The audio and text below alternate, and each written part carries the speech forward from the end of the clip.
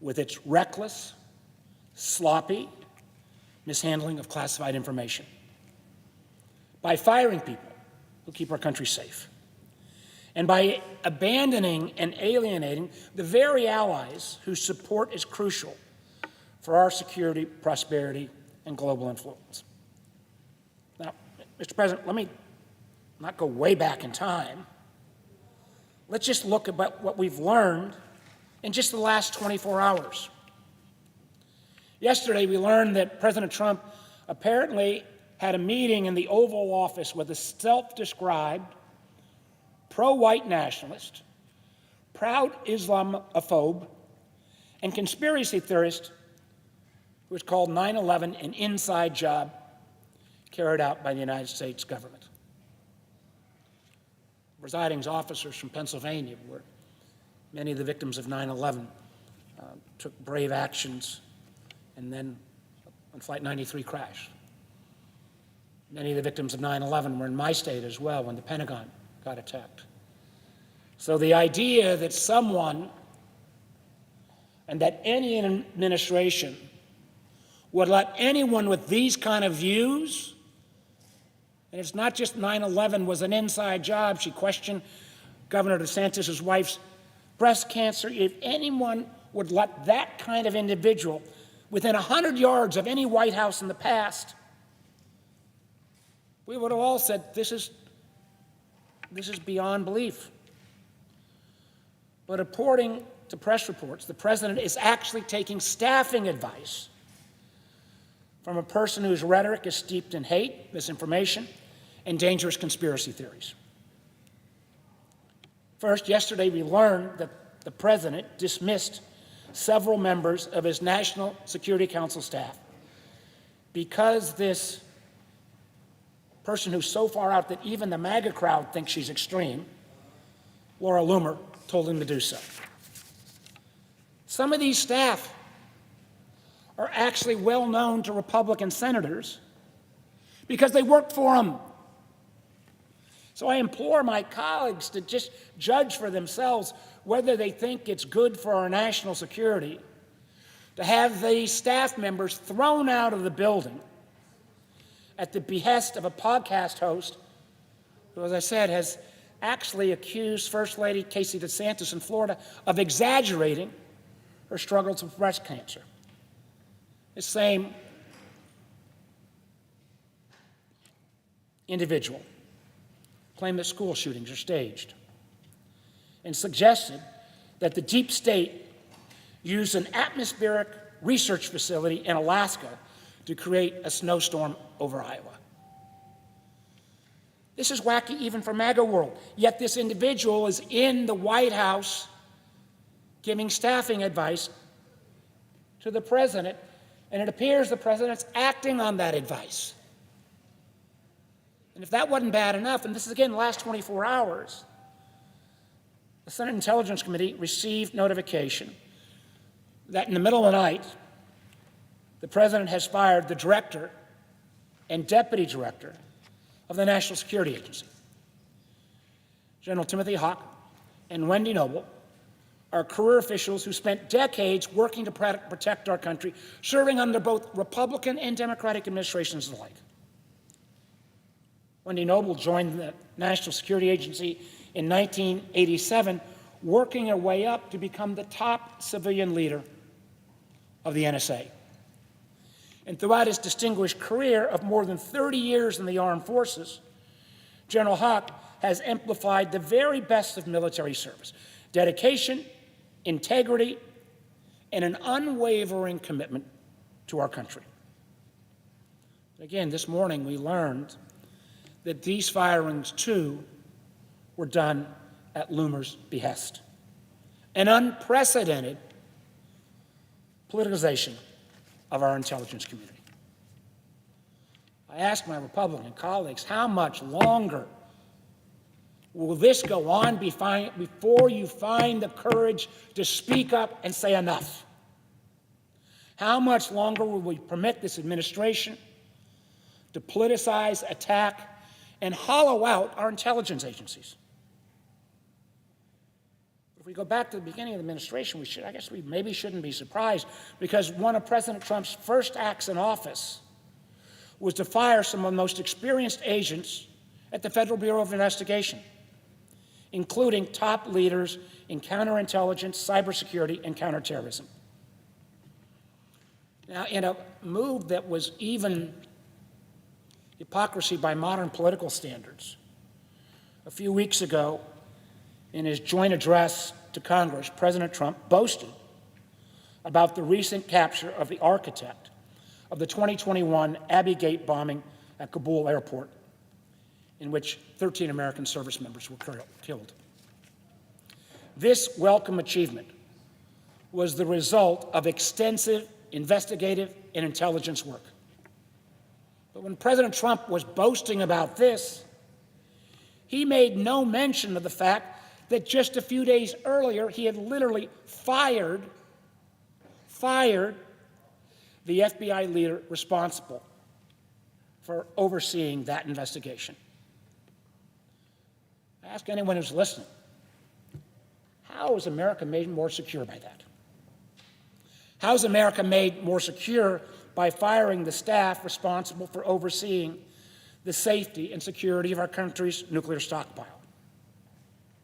How is America made safer by firing the people responsible for responding to cyber attacks like Salt Typhoon, where the Chinese have literally infiltrated all of our telecom networks? How are we made safer by firing the researchers and scientists responsible for preventing diseases like Ebola from reaching our stores? Now, this is in addition to firing hundreds of intelligence officers who have received specialized training, been subjected to extensive security vetting, and I might add considerable expense to the taxpayer, so they can actually carry out some of the nation's most sensitive, classified work, often in spite of great personal danger, as the 140 stars carved into the CIA's memorial wall attest. Can anybody tell me how firing probationary officers without cause and apparently without regard for merit or accomplishment, recognizing that in virtually every one of these cases, the taxpayers spent literally hundreds of thousands of dollars getting them security clearance and then putting them through training, how is that making us safer? Or for that matter, making us more efficient use of taxpayer dollars? I believe this administration just simply doesn't take protecting our national security very seriously. How else to explain their sloppy, reckless behavior with classified information? It's been more than 10 days since we first learned that President Trump's top advisors were using an unclassified commercial messaging app to discuss details of a planned military strike while U.S. pilots were flying into enemy air defenses. And the remarkable thing is, it's been 10 days. No one has been held accountable. And I can assure you,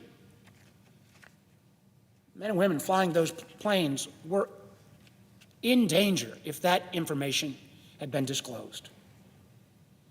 The one thing I know, and I saw this last weekend when I was down in Virginia Beach and Chesapeake, Virginia.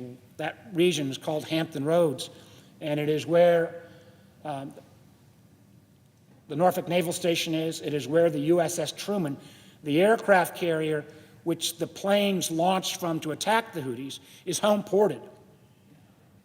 Folks in that community knew, and they let me hear it. They knew that their friends and loved ones' lives had been put in danger because of the sloppy, careless treatment of this classified information. They also knew very well, if any rank-and-file enlisted military or intelligence officer had so carelessly jeopardized our national security, they would have lost their security clearance and their jobs, no questions asked. The remarkable kind of irony and hypocrisy here is a nearly identical event involving a Homeland Security employee who accidentally included a journalist in an email chain with even less sensitive information resulted in that employee being punished immediately. So level employee, the rules apply to the Secretary of Defense, the Director of National Intelligence, the National Security Advisor. They bear no responsibility. No one has been held accountable. Not Waltz, who initiated the group chat, and as we've now come to find, this one signal chat was not the one-off. It was a series of at least 20 of these chats, which we don't have full background on.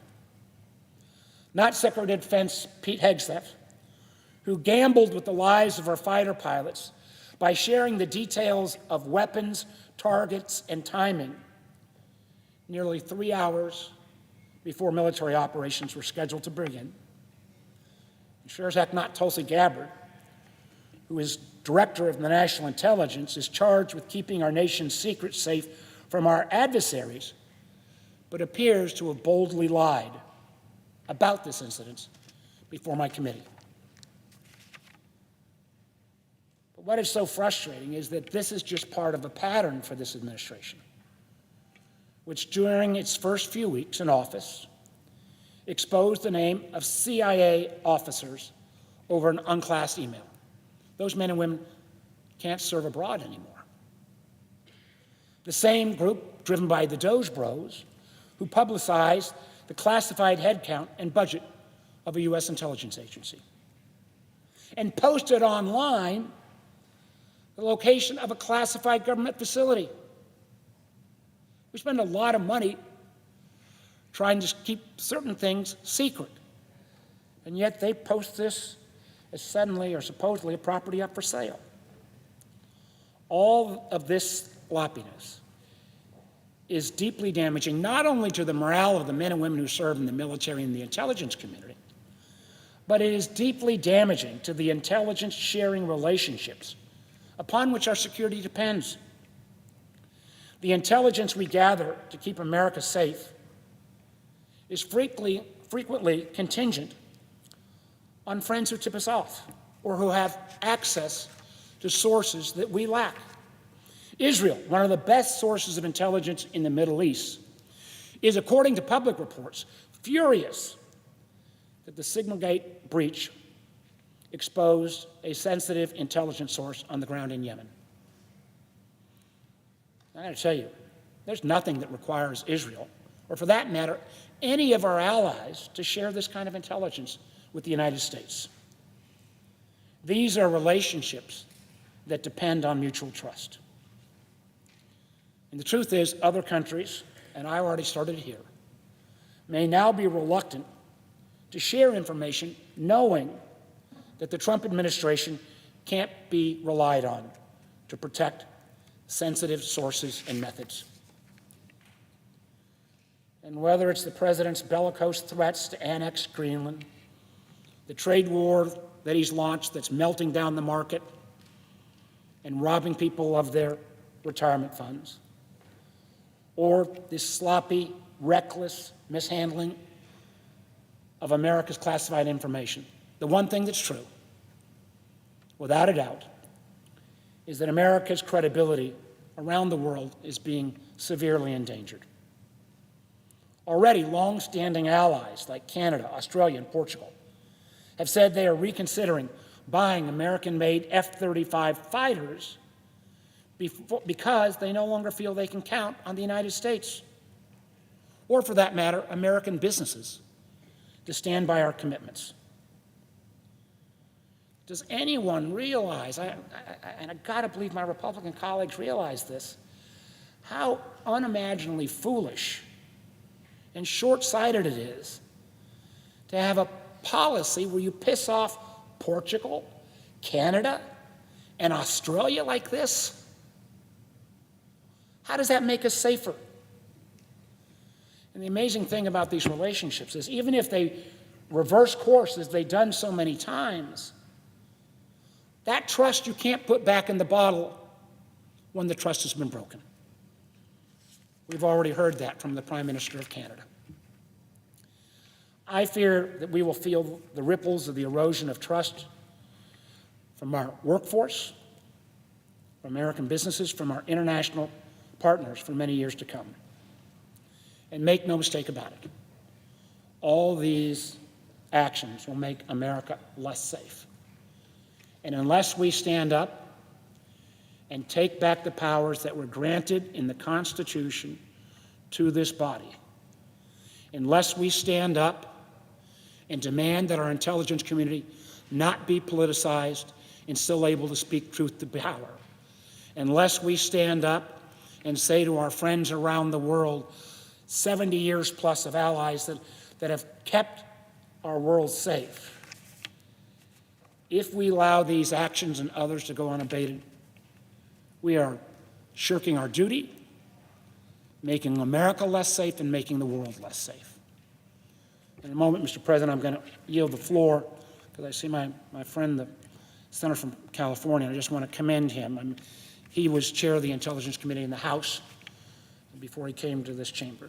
And he has suffered for speaking truth to power, for standing up for rule of law, a level of attack and abuse, oftentimes personal, that no American elected official should have to stand for. If we allow that kind of behavior to continue as well, we're made less safe. And let me remind you, especially the folks listening, this is not a partisan issue. We have seen Republican members of the Senate threatened to the point where they had to go get higher security for their family because they decided to speak truth. Our country is better than this. We just need some of the good Americans who we work with on a day in and day out basis to find their voice and say on these matters of national security, there is no partisan divide. There is no MAGA version that makes our country safer. We'll have a chance to debate and talk about this and have Men's Month this tonight. I hope our colleagues will find the strength to finally speak truth to power themselves. With that, Mr. President, I yield the floor.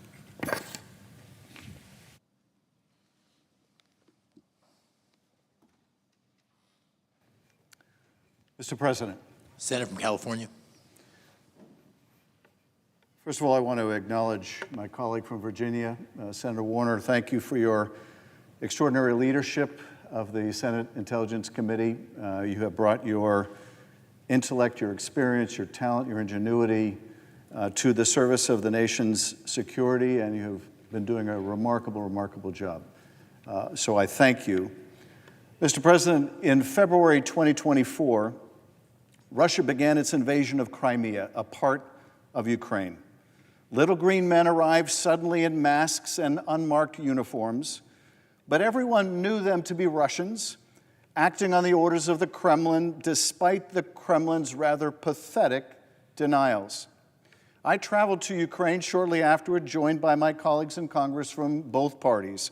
We were there to speak with our friends in Kyiv and to pledge our support for our ally, to reinforce in our own way our commitment to NATO's eastern flank and to uphold our obligations under the 1994 Budapest Memorandum. That memorandum assured Ukraine's territorial integrity if Ukraine gave up the nuclear weapons it acquired when it was part of the Soviet Union. At the time, Ukraine had the third largest nuclear stockpile in the world. Not only was the U.S. a signatory to that assurance, along with the UK, but so was the Kremlin. Well, Ukraine did give up its nuclear weapons in 1994. And sadly, Russia violated the terms of that agreement with ferocity. When people like Steve Witkoff say they believe Russian leaders live up to their word, they are dangerously ignorant of history. In 2022, Russia launched an even more massive invasion of Ukraine. And just a month later, I returned to that country alongside Speaker Pelosi for the first congressional visit to that country during the war. Now, I'm not here today to talk about Putin's aggression or this administration's shameful betrayal of Ukraine and capitulation to the Kremlin. I'm here to talk about the fact that before those trips, we received clear guidance. Assume everything you say will be overheard by the Kremlin. Everything you type on a phone may as well be a direct message to the Kremlin dictator. Certainly do not message anything sensitive. Just don't do it. The danger of Russian hacking and spying is high enough abroad. Just imagine how aggressive they are in a country they're actively invading. But that caution, that instruction was not limited to our visits to Ukraine. As the former chair of the House Intelligence Committee, I found myself traveling around the world to places like Iraq and Afghanistan, to Pakistan and Yemen, and more. Numerous secret trips over a decade, and every time, the same message. Assume everything you do on your phone, personal device or burner phone, it doesn't matter, will be snooped and scooped up by any adversary who cares to do so. And let me tell you, they care to do so. The same is true here at home. Handling classified information, we took every precaution. Practically, that meant we spent a lot of time underground, quite literally, inside a windowless, secure, compartmented information facility, or Schiff, in the basement of the Capitol. An actual bunker. No phones allowed, no recording devices of any kind, not even a Fitbit. We understood, hey, this wasn't going to be convenient. It wasn't designed to be convenient. It was designed to be secure. And we all knew then, as we all know today, that preserving the classified nature of our nation's secrets is of the utmost importance, which brings us to today, where we have witnessed the top officials in this administration discussing classified military operations, military strike plans, war plans in the open on Signal, a commercial app like WhatsApp. The administration's top officials created an unsecured group chat and shared information before the start of a military operation that could have put the pilots flying these missions directly in harm's way. And now it appears this was not a one-off, because of course it wasn't a one-off.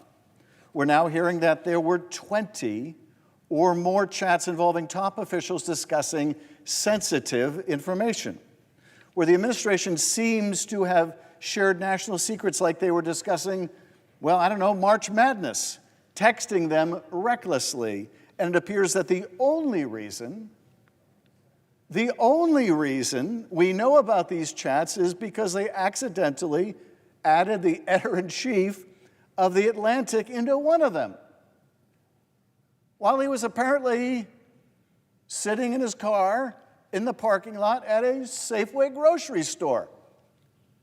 It would be funny if it wasn't so damn dangerous to our national security.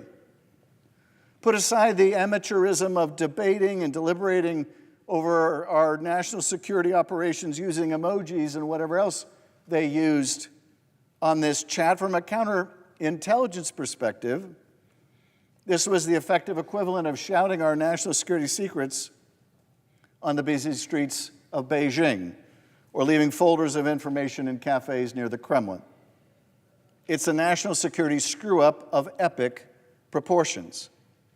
As former chair of the House Intelligence Committee, I have heard after-action reports of what happens when an intelligence failure occurs, when a source or an asset is compromised, when an enemy penetrates our networks, or gets a source that can provide a glimpse into our secrets. Because when an intelligence failure happens, it can be catastrophic. Informants can be burned. Lives can be ruined. In some cases, human sources can be tortured and murdered.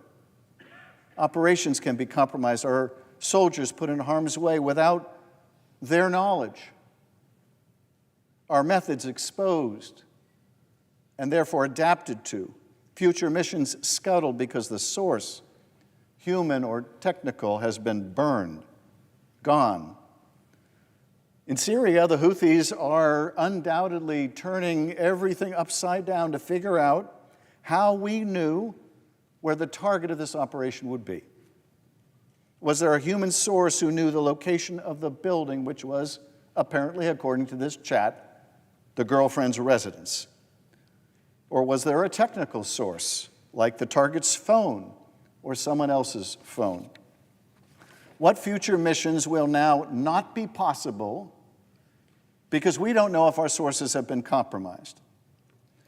The loss of trust is also significant from our allies around the world that contribute intelligence to support operations like this one.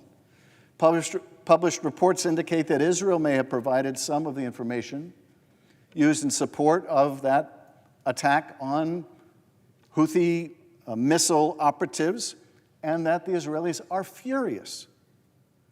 For me, it brings back memories of other published reports of President Trump whooping it up with the Russian ambassador and foreign minister in the Oval Office, if you remember that saga, during Trump's first term, while reportedly discussing still other intelligence reportedly provided by Israel. The accidental inclusion of a reporter, Jeffrey Goldberg, sitting in that Safeway parking lot, privy to that classified exchange of operational military planning, is a serious indictment of the arrogance and incompetence of this administration. The fact that information was shared with such reckless disregard on an unsecured, vulnerable network, apparently with regularity, is a scandal of historic proportions, and yet they refuse to accept any accountability. They engage in more whataboutism. They dodge every which way, deny, deflect blame, blame the journalist, blame the publication, blame the app, call it unimportant, call it a lie, call it a hack, say that someone's contact information was just sucked into their phone. The list goes on. The lies and obfuscation gets worse, and in the end, no accountability, no security, no nothing. Signalgate is the perfect microcosm of this administration's carelessness with our national secrets. But it doesn't start or end with Signal or using Gmail for sensitive national security matters. Just yesterday, we learned of another purge, this time at the National Security Council. If firing of inspector generals and ethics lawyers and career prosecutors wasn't enough, senior officials at the NSC just got shown the door. Among others, Lieutenant General Timothy Hawk, the well-respected director of the National Security Agency, the NSA, and commander of Cybercom, fired.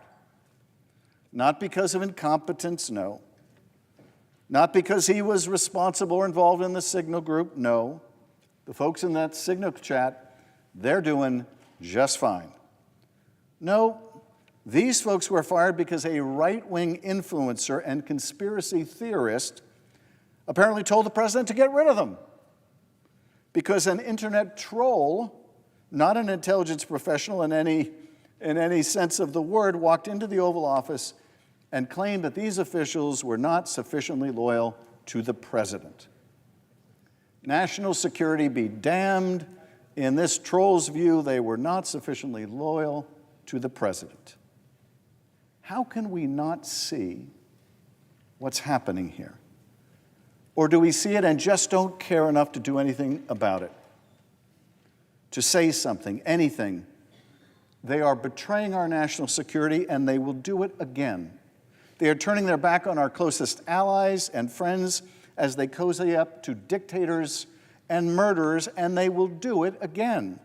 They are compromising the safety of our service members, and they will do it again. They are investigating the investigators, and they will do it again. They are prosecuting the prosecutors, and they will do it again, over and over again.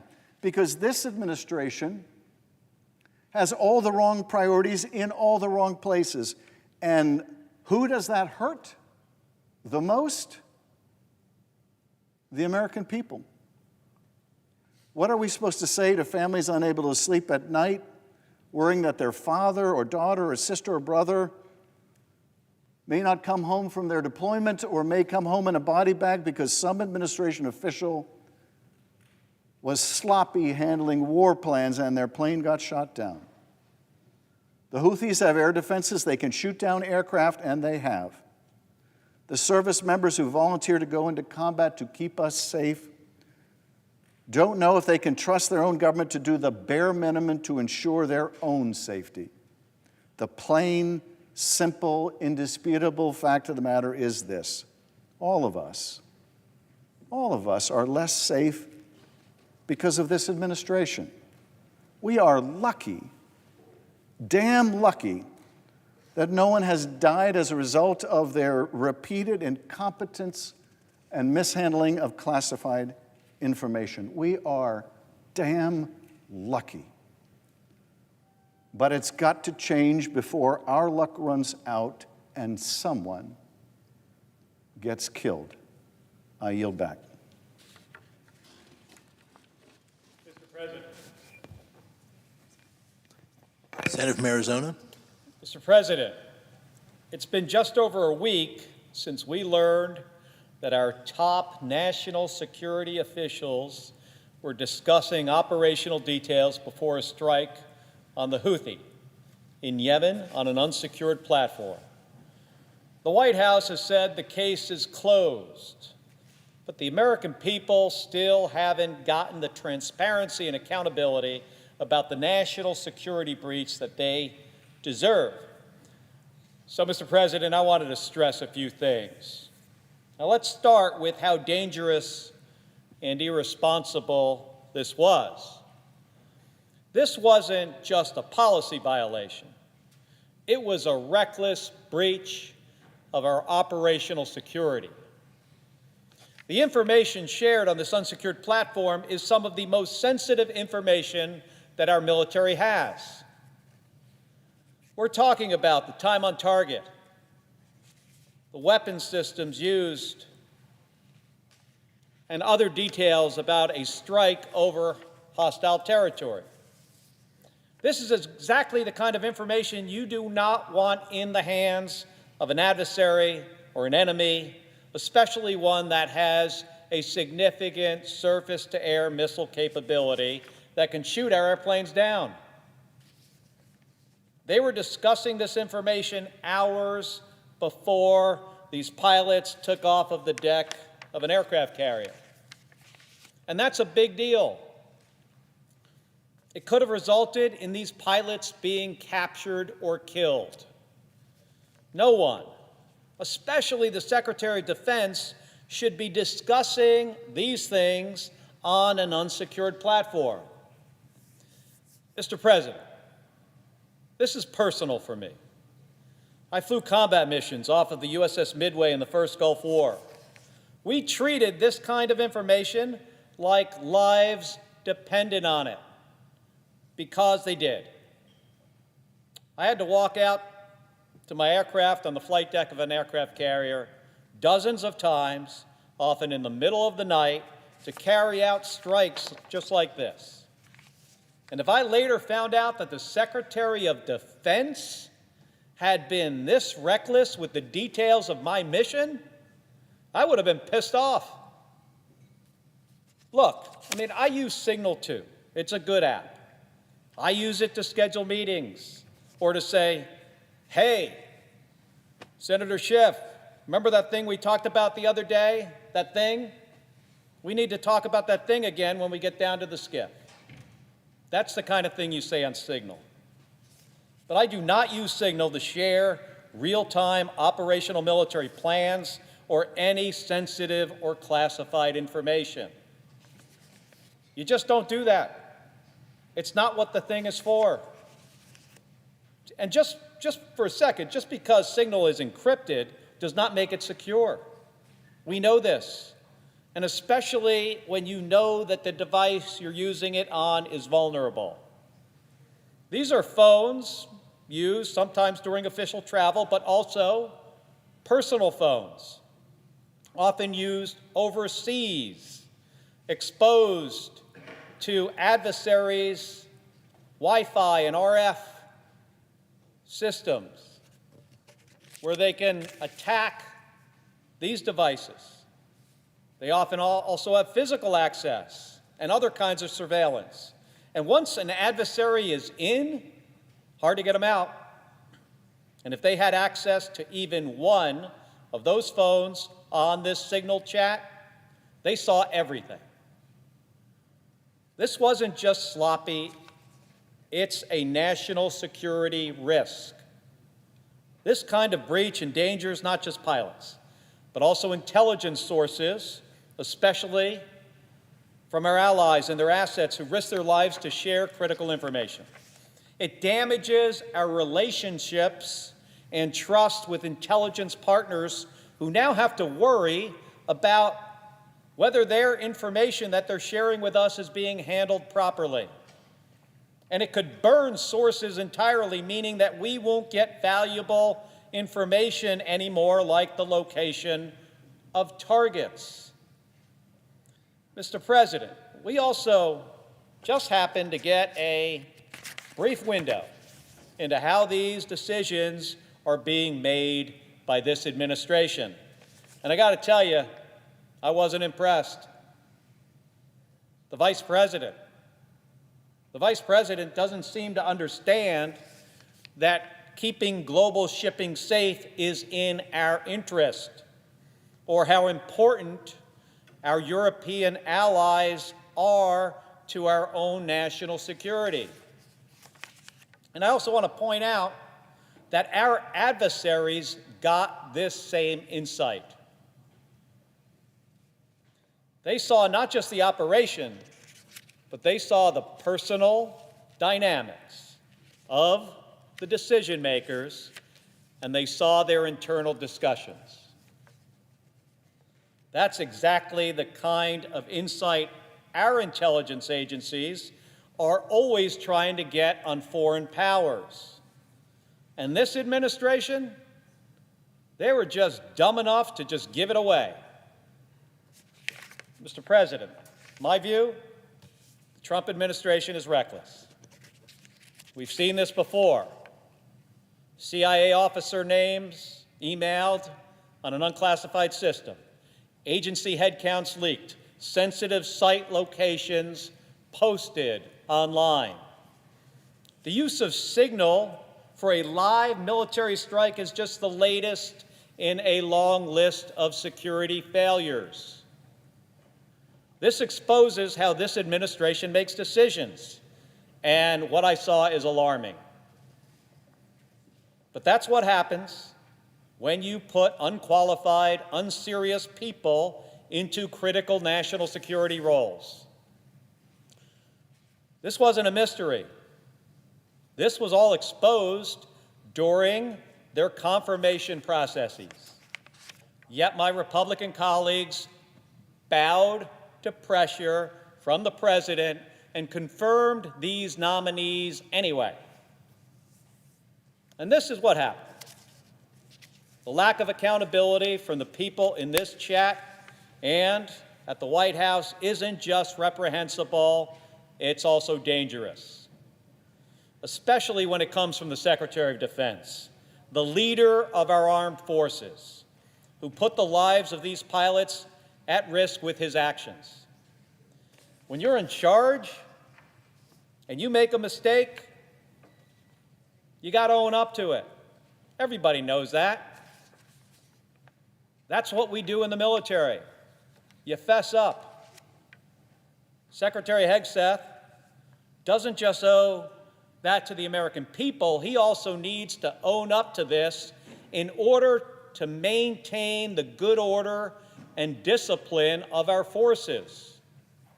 How can anyone respect the Secretary of Defense who screws up like this and then can't take responsibility? And what message does that send to the next pilots who have to launch off the front of an aircraft carrier and into hostile territory. Mr. President, Pete Hegseth needs to resign. And if he won't, the president should fire him.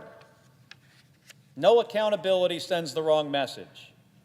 Now, I asked the DNI, Tulsi Gabbard, and the CIA Director Radcliffe directly in a hearing. I asked them, was there discussions of targets in Yemen? And the DNI, Tulsi Gabbard, said yes. And that's a big deal. And I also asked, would they approve that chat for public release?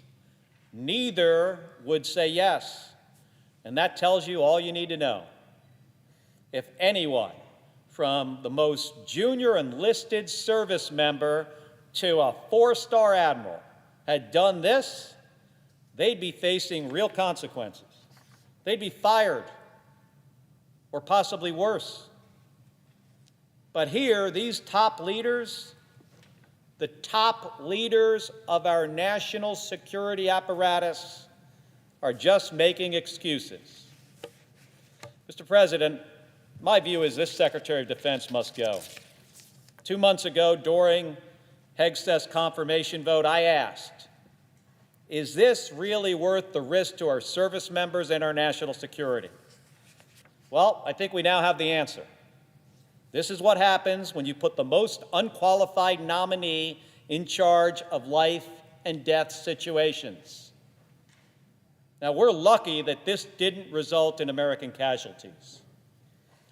But the fact that it could have, and the fact that he hasn't taken responsibility, makes him unfit to lead. He needs to resign. And again, if he doesn't, the president should fire him. And by the way, yesterday, he fired the wrong guy. The head of the National Security Agency, I think, had broad bipartisan support, in my opinion. He was doing an excellent job. President's confused. And Mr. President, this is the transparency, the kind of transparency and accountability that the American people deserve. This is not about politics. This is about keeping our country safe. Thank you, and I yield the floor.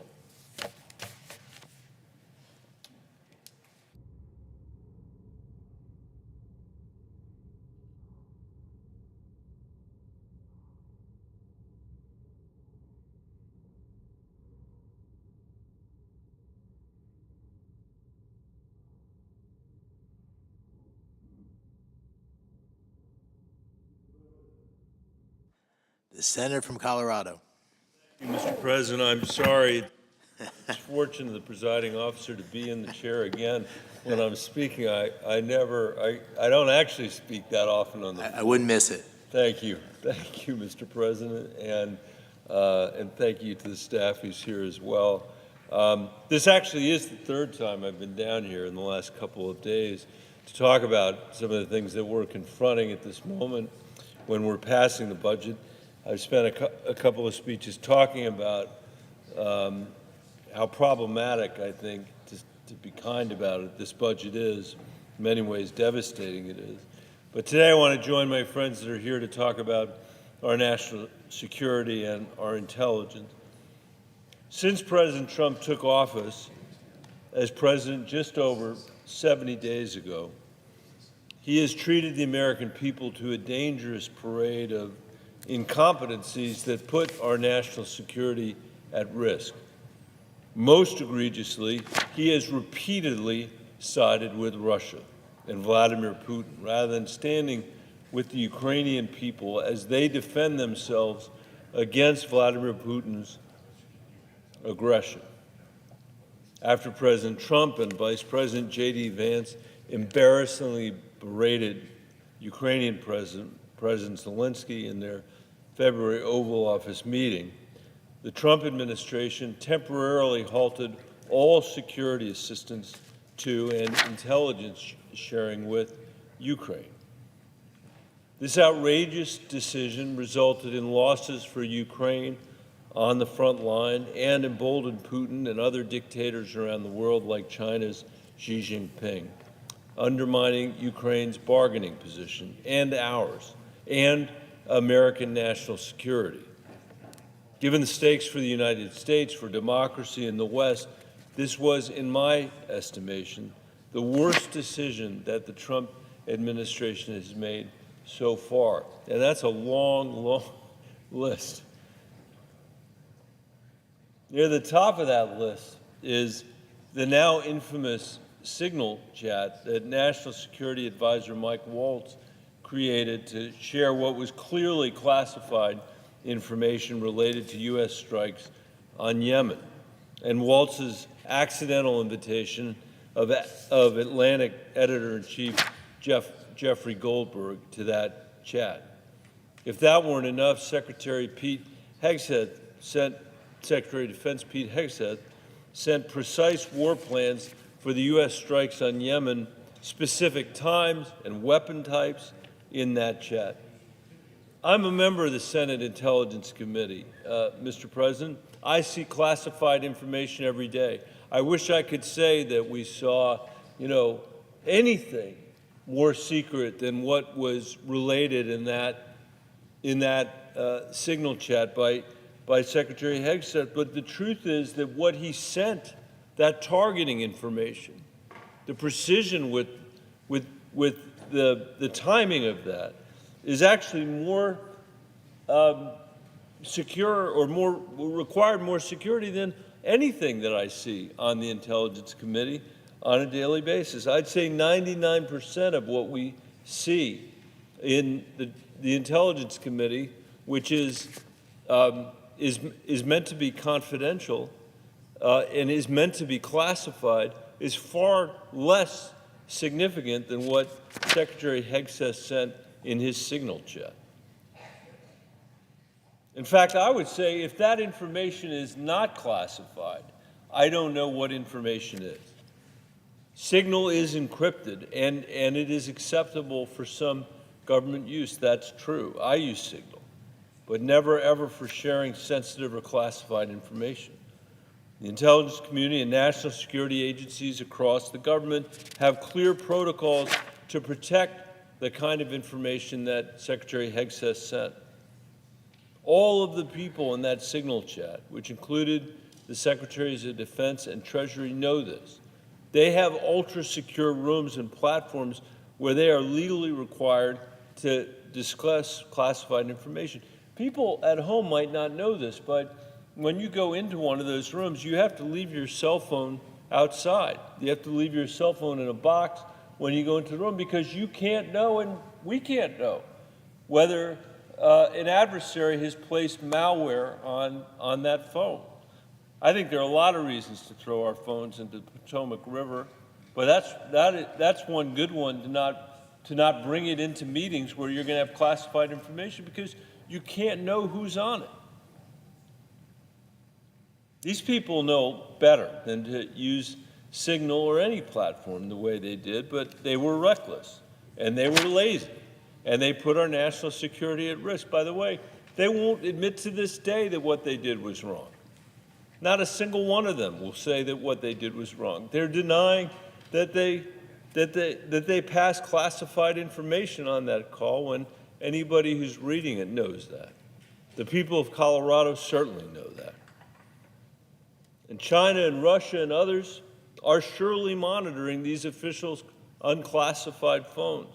And Signal is not immune. In fact, in late March, just a week before Jeff Goldberg exposed the Trump Signal chat, the Department of Defense itself sent a Pentagon-wide email warning of Signal's vulnerability, noting that Russian hacking groups were trying to spy on Signal conversation. It is remarkable that the Secretary of Defense couldn't even follow his own department's guidelines, and now credible media reports indicate that Mike Waltz used his personal Signal for government, or Gmail for government business, and that his team created as many as 20 Signal chats to communicate about crises around the world. This utter incompetence and recklessness in handling of sensitive and classified information is inexcusable, Mr. President, and it is a threat to our national security, and when the truth comes out, that will be the judgment. They are putting the men and women of our armed forces and our intelligence officers and our allies at risk. They're eroding our standing around the world. And they're going to make even our closest allies question whether they can even share intelligence with the United States. Why would M16 or Mossad share their secrets with the United States if Pete Hegseth is going to post them on Signal for Jeff Goldberg to publish in The Atlantic? The Trump White House tried to declare this case closed, they said, on their poor handling of classified information. But since then, the Department of Defense's acting inspector general saw through the lies, and they launched an evaluation of this administration's use of classified information. The acting inspector general is a senior civil servant with a strong record of nonpartisan public service, including active duty in the Army. And I am confident he will conduct an independent and thorough investigation. It's worth remembering, too, that the Inspector General is only acting because President Trump fired the former Inspector General in February, along with the Inspectors Generals of 16 other agencies, because he felt he couldn't control them. He was worried that they were going to blow the whistle on what he was doing. Clearly, the Trump administration wants to hide their sloppiness and their incompetence. But unfortunately for them, Waltz was incompetent and sloppy enough to accidentally add the Atlantic's editor-in-chief to their Signal chat, in which Pete Hegseth was sloppy, and Pete Hegseth was sloppy and incompetent enough to share classified information. After Jeff Goldberg reported on the evidence of this chat, the administration's first action was to pretend like it had never happened. Then they lied about the information that they shared, information that they never should have disclosed anywhere but in a classified space. It's an insult to the American people's intelligence to say that not only was this not classified, but that nothing they did was wrong. That it was perfectly normal to have a discussion about targeting of targets in Yemen on a Signal chat that was made available to the editor-in-chief of The Atlantic. I mean, how about apologizing to the American people for that? Jeff Goldberg didn't put himself on the chat. He was put there by Mike Waltz. And by the way, he had the decency and the patriotism not to disclose the information that he was worried was classified and that might put at risk the troops that were doing that dangerous mission. These are issues of life and death, particularly for our troops and for our intelligence agents and professionals. And now the White House has fired several members of the National Security Council on the top of all this, and the head of U.S. Cyber Command, after Laura Loomer, a known conspiracy theorist and close Trump ally, told the president to do so. Why is the president taking national security advice not from the generals that have become the head of the NSA, but from a dangerous conspiracy theorist who says 9/11 was an inside job and who's never abandoned it? How is any of this remotely acceptable to the American people? Of course it's not, or to my Republican colleagues.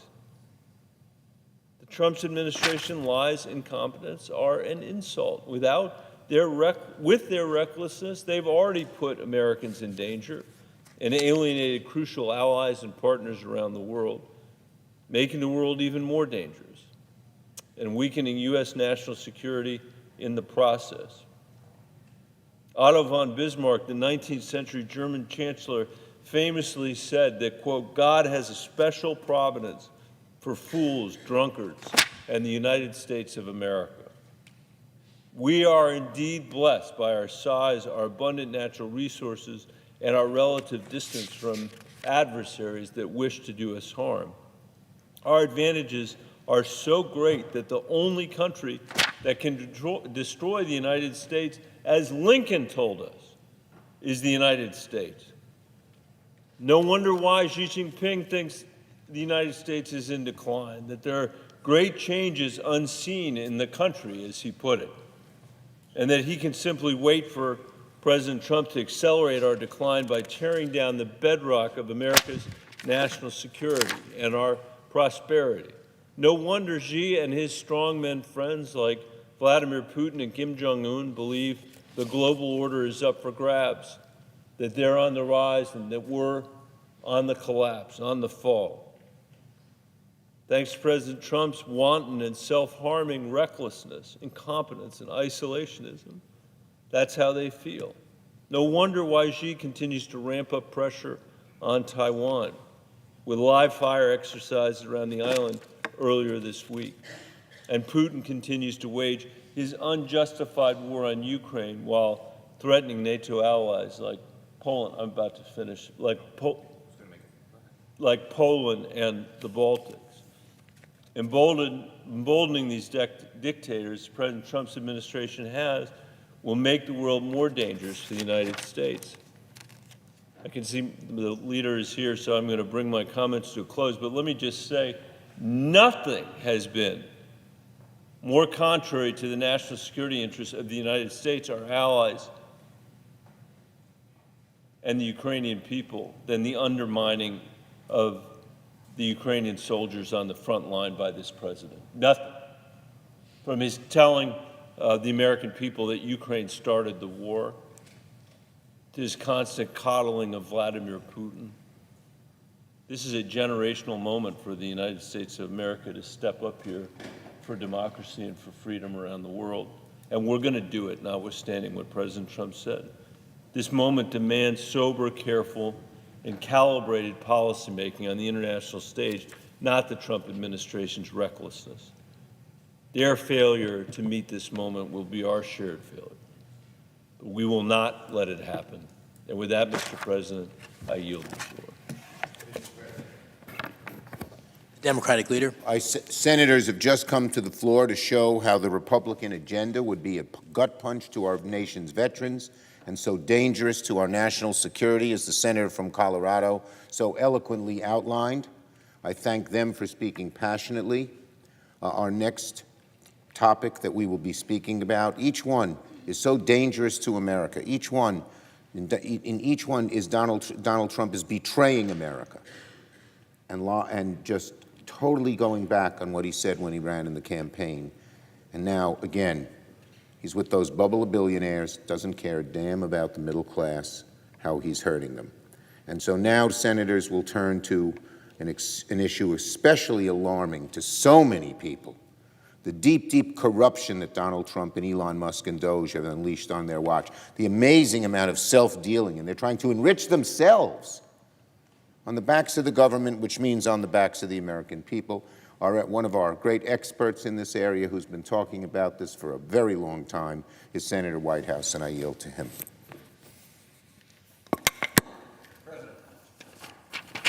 Senator from Rhode Island. Mr. President, let me thank our Democratic leader for that very kind intro. I will confess that I come to the Senate floor today with a pretty heavy heart. The effort that we are engaged in right now is going to be extremely damaging to our country. We're talking about hundreds of billions of dollars in cuts to Medicaid that are part of the plan here. And we're talking about hundreds of billions of dollars in cuts to Medicaid that are coming on top of this tariff madness emanating from the White House that was already estimated to cost families north of $3,000 a year in added costs for the same stuff. Average $3,000 per year per family. And that was before the retaliatory tariffs came back. So that's kind of the baseline. Trump campaigned on lowering costs, and the first thing he's done is to raise costs by thousands and thousands of dollars for American families. On top of that, their pensions and 401ks got slaughtered.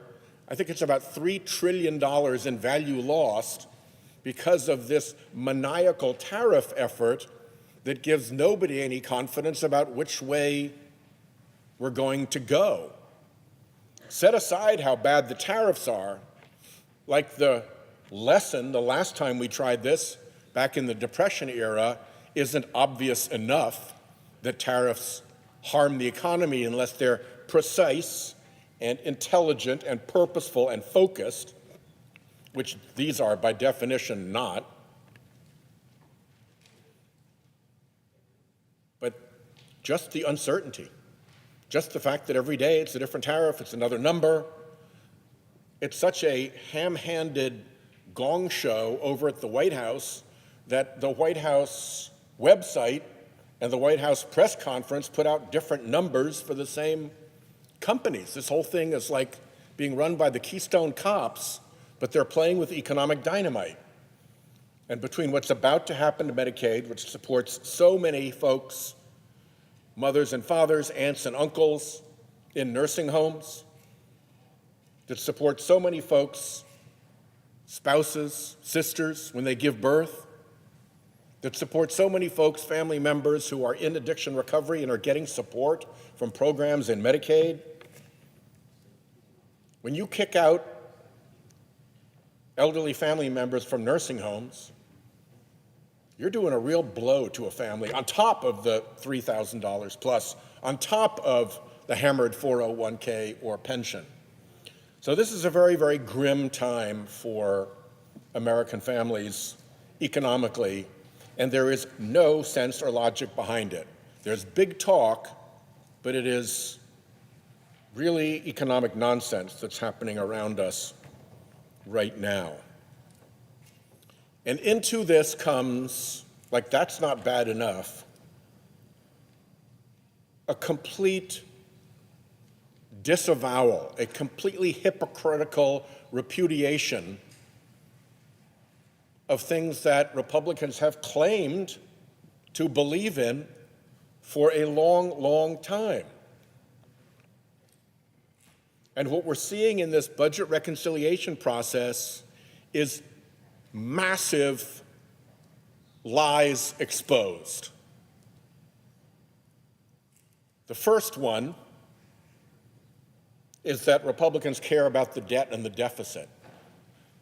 Let me tell a few stories about my time as chairman of the Budget Committee. As chairman of the Budget Committee, I paid a lot of attention to what climate change portends for the American economy. And the reason I did that is because there's some pretty damned serious and very dire warnings that are out there and that come from some pretty darned serious people, not Green New Dealers, but really significant people, often ones who have a fiduciary duty to get this right. They can't be like the fossil fuel industry and lie at an industrial scale about climate change because they have a fiduciary duty to tell the truth and get it right. And in particular, that's the insurance industry. I'll show you, last April, The Economist magazine cover article, the next housing disaster. The next housing disaster is what they predicted could be a $25 trillion hit to the global real estate asset class. Why? Because of climate risk. Because if you can't get insurance on a property, you can never again get a mortgage on that property. And when most Americans still buy their property with a mortgage, it's fine if you're one of Trump's billionaires and you swap properties around paying cash. But if you're like most Americans and need a mortgage to buy your property, or if you're like most homeowners and when you want to sell your property, you need to find somebody who can buy it with a mortgage, well, if your property won't support a mortgage any longer because your property is too dangerous to insure, here's what the chief economist for Freddie Mac said about that. He said that you have an insurance crisis in homeowners property insurance, which we are already seeing in Florida. This is not a prediction in the future. This is a now thing. We are in the early stages of this. It is happening. Ernest Hemingway was asked how you go bankrupt. He said, gradually, and then all at once. We're into gradually already, and we don't know when all at once will happen, but when it's $25 trillion out of the world's largest asset class, that is a massive economic hit to our economy. So the insurance crashes. Right behind that comes the mortgage crash. Right behind that comes the property values crash because no mortgages. And that leads to another recession, according to the chief economist of Freddie Mac, the American mortgage giant. And he made that prediction of insurance crash to mortgage crash to property values crash to national economic crash based just on the risk to coastal properties. You see here how they use the ocean, tearing away at the underpinnings of the real estate. He was looking at coastal property risk. He was talking about a coastal property values crash. Well, guess what? Coastal risk now has an evil sibling that is just as bad and maybe worse, which is wildfire risk. Look at what happened to LA. Look at how wildfire seasons have become year-round in parts of the West. Look how wildfire area has expanded beyond traditional wildfire risk areas. Between coastal risk and wildfire risk, our insurance markets are taking a beating, and that's the cascade into economic recession. A third of our debt comes from economic hits to our economy, COVID and 2008. So if we're going to be serious about the deficit and about debts, we've got to be serious about the major risks to the economy. So The Economist is one of these warnings, but just to show how serious this is, I want to go through a couple of others. Allianz. Allianz is one of the biggest insurance companies in the world. And one of its board members just wrote an article saying, climate change, if we don't fix it soon, is going to be the end of the insurance industry business model. And that is going to cascade into other parts of the economy where insurance is essential to support the other industry. Well, mortgages is an obvious one, but there are others because throughout the financial system, there are deals that are held together because of insurance policies. So he predicted, the headline was really extreme. The headline was, end of capitalism. I don't know that that's true, but you can sure as heck expect a very significant economic wipeout as the insurance markets collapse in the face of unpredictable risk. So that was Allianz. Jay Powell, chairman of the Fed, wants nothing to do with climate. Doesn't want to talk about it. He's not green one bit. But he testified about 3 weeks ago in the Senate Banking Committee that in 10 to 15 years, there'll be whole regions of the country where you can't get a mortgage any longer. There's that cascade. No insurance, no mortgage, property value crash, recession. The Fed chair is confirming that domino in 10 to 15 years will fall. The mortgage bankers, my God, talk about a group that's not green. The mortgage bankers have written a report called The Impact of Climate Change on Housing and Housing Finance. And Mr. President, I would ask unanimous consent to ask that the executive summary of that report be put into the record at the end of my remarks. Without objection.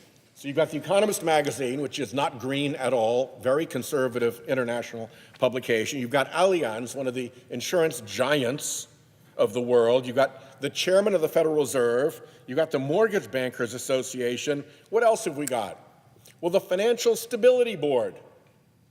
The Financial Stability Board is the board that warns the world banking system of risks to the world banking system that it has to prepare for. What did they just warn the world's banking system? Better get ready for this risk. Better get ready for this risk. For two reasons, actually. One is, when the insurance crash wipes out mortgages, it wipes out a huge revenue part of the banking system. The second is, after you've lost all that revenue, because mortgages aren't available in whole regions of the country any longer, then you have the problem that banks are solvent or not, in large part dependent on what is called their loan-to-value ratio. And their value depends on the value of the properties against which they hold the mortgages. If the value of a property crashes because it no longer can support a mortgage and can't be sold to anybody except somebody who can pay cash, or because the carrying cost of the property insurance has gotten so great, if it goes from $4,000 or $5,000 a year to $16,000 to $20,000 a year, that crashes the value of that property. And when that property value goes down, the bank has to keep track of that. And when they go underwater on a loan, when the amount that they have loaned out becomes less than the value of the property, and when that is happening across the board, particularly for regional banks in a region where you can't get mortgages any longer and property values have crashed, you've got a serious banking solvency problem. And that is what the Financial Stability Board reports. I would commend that report to anybody who can put up with complicated economic terminology. It is not a fun read, but it's pretty telling when the body responsible for economic stability in the world's banking system is putting out these warnings. So you got The Economist, you got Allianz, you got Chairman Powell, you got the mortgage bankers, you got the Financial Stability Board. I've mentioned already Freddie Mac's chief economist who explained how this cascade works. More recently, another group called First Street just stood up, and they showed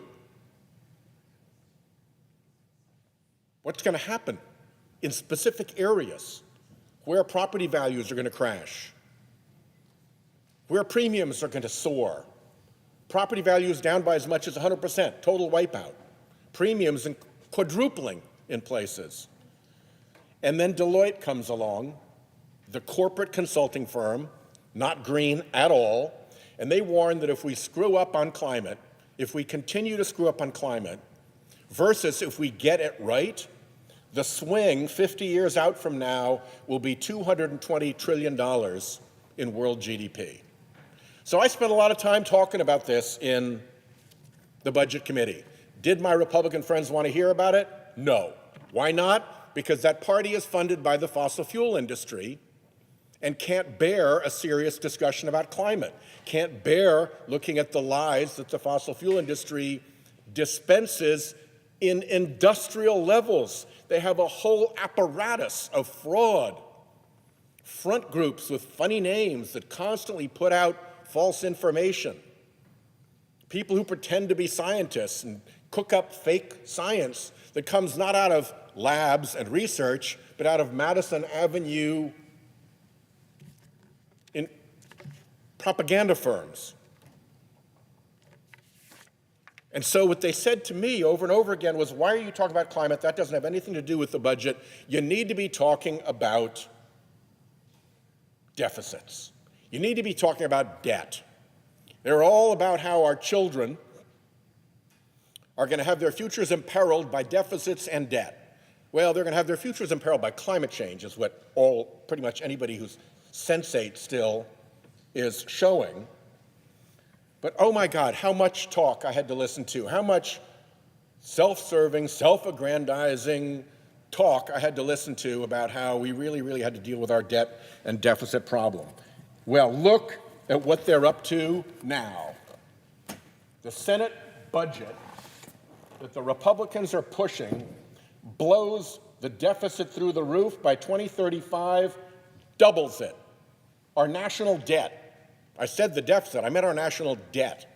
We are talking here about $60 trillion in debt. Where was we want to raise it to $60 trillion in debt when I was getting all these lectures in the Budget Committee from all my Republican friends about how the most important thing was our national debt? The House budget resolution is no better, just as bad. 30 trillion goes to 56 trillion. And if you look at some of the numbers here, we got a letter back. I asked unanimous consent to have the letter here added at the end of my remarks. It comes from Without objection. the Joint Committee on Taxation. It's their job to review these things. It begins, Dear Senator Whitehouse, Senator Wyden, Mr. Neal, and Mr. Boyle. This letter is in response to your request for revenue estimates to extend permanently the individual tax provisions, et cetera. We asked, what's it really going to cost for the Republicans to do this stuff? Well, here at the bitter end, you actually get to the numbers. And the numbers are that the total of the tax provisions just over 10 years, just to like here, goes up $4.6 trillion. And then, because you've got to borrow money to fund that additional $4.6 trillion that Republicans want to add to our debt, the actual number settles out at $5.5 trillion. $5.5 trillion added to our national debt. After all those lectures I got about how you couldn't pay any attention to climate change while their pockets are stuffed with fossil fuel money, metaphorically, and instead we could really focus on the deficit, and the first chance they have to focus on the deficit and the debt, what are they doing? Up 5.5 trillion, trillion with a T. And if you throw in the new tax breaks on top of the 5.5 that we asked about, it goes to 7 trillion. $7 trillion. And the Senate Republicans, here's where it gets really sick, because they're cheating the budget process. They get to the lie that this won't cost money by cheating. They're planning to simply ignore what the Congressional Budget Office said, ignore what the Joint Committee on Taxation calculated. They're planning to dodge the parliamentarian and just make up numbers on their own and ignore what the statute says, contrary to 5 decades of law and practice. The budget law, for instance, includes a section telling CBO how to count tax cuts. They ignore that section. They just make up their own numbers. You don't need to be a budget expert to figure out that $7 trillion in tax cuts are going to worsen the budget, going to worsen the debt. And in fact, we kept bringing in witnesses to talk about the debt and the deficit, and the Republicans could never produce a witness that said that tax cuts pay for themselves. Scott Hodge from the Conservative Tax Foundation, who was a witness called to the Budget Committee by the Republicans, said, the Tax Foundation modeled every iteration of what became the Tax Cuts and Jobs Act, which is the Trump tax scam 1.0, and at no time did our model ever predict that it would pay for itself. The model does not estimate that virtually any tax cut will pay for itself. That's a kind of a myth that has been created. So it is really frustrating to hear colleagues who lectured me and lectured me and lectured me as their excuse to ignore the very plain climate economic risk we are facing about how we really had to deal with the debt. And then when they have the chance, what they're doing is they're blowing it through the roof. And to do that, they're going to hack away at Medicaid. And at the end of the day, most of this goes to the very rich. The original thought was out of $4 trillion, it was $2+ trillion going just to a very small group of extremely rich people and very big corporations. Our tax code is riddled with corruption. We could raise a lot of money and actually fix the deficit by pulling out the corruption. But the big businesses would squeal and scream because they don't like paying taxes. And for a long time, they haven't had to. In what some of my colleagues seem to think are the good old days, that's the 1950s. The good old days in America when men were men and life was good. Corporations contributed 30% of America's revenue. Corporations contributed 30% of America's revenue. And look at what's happened to it year after year, after their lobbyists have come here, after they've written checks to Republican super PACs, after they've worked this building, they're down to about under 10%. They've been down as low as 6%. And by the way, it's not because corporations got smaller and poorer in that time. They're bigger than ever. The fossil fuel industry alone made the biggest profits in corporate history, gouging American consumers after international prices went up post Putin's invasion of Ukraine. There's plenty we could do to solve the debt problem. But oh my God, the flagrancy of the lie about concern about the deficit is pretty stunning. The other thing that they have said, and I'll close with this, the other thing that they have said is, oh, we have to defend the filibuster at all costs. Oh, we can't do the nuclear option. Oh, the only time we'd possibly ever use the nuclear option is when the Democrats did it first. So they did a nuclear option to put their people onto the Supreme Court and blamed it on Harry Reid because he had done the same thing for the D.C. Circuit after they'd put up a firewall around the D.C. Circuit. But since then, it's been, we will never, never, never, never, never, never blow up the filibuster. We will never use the nuclear option. Well, here's where we are with the parliamentarian right now. They have done an end run around getting a determination on whether this stunt that they're pulling by pretending that these tax cuts don't have any economic effect, don't add to the debt, will get reviewed by the parliamentarian. I will tell you one thing. There have probably been documents brought to the Senate floor before that contained a lie. But I can't think of one that has been brought to the Senate floor that both contained a lie and that lie's own rebuttal in the same document. The lie is that all these tax cuts for billionaires and big corporations won't add to the debt. That is imaginary, that is fake, that is not economically possible, but they say it. And then in the same document, they lift the debt limit by $5 trillion. If these tax breaks don't have any cost, don't add to the debt, why do they need to raise the debt limit by $5 trillion? The problem is, it's very hard to go into the parliamentarian's office and say, this is legit, because at the same time I'm lying that it's free and adding $5 trillion in debt limit because it obviously isn't free. When you're dealing with a debt limit, you're dealing with banks and Treasury and people who can't participate in the Senate hothouse lie that this doesn't cost $5 trillion. And so you have these two things side by side in the same bill, the lie and its own rebuttal baked right in. How do you get that by the parliamentarian? Very hard to do, so they skip. But the problem is that sooner or later, there will be a parliamentary ruling. And maybe they hope that they've got so much steam built up that the parliamentarians will just roll over.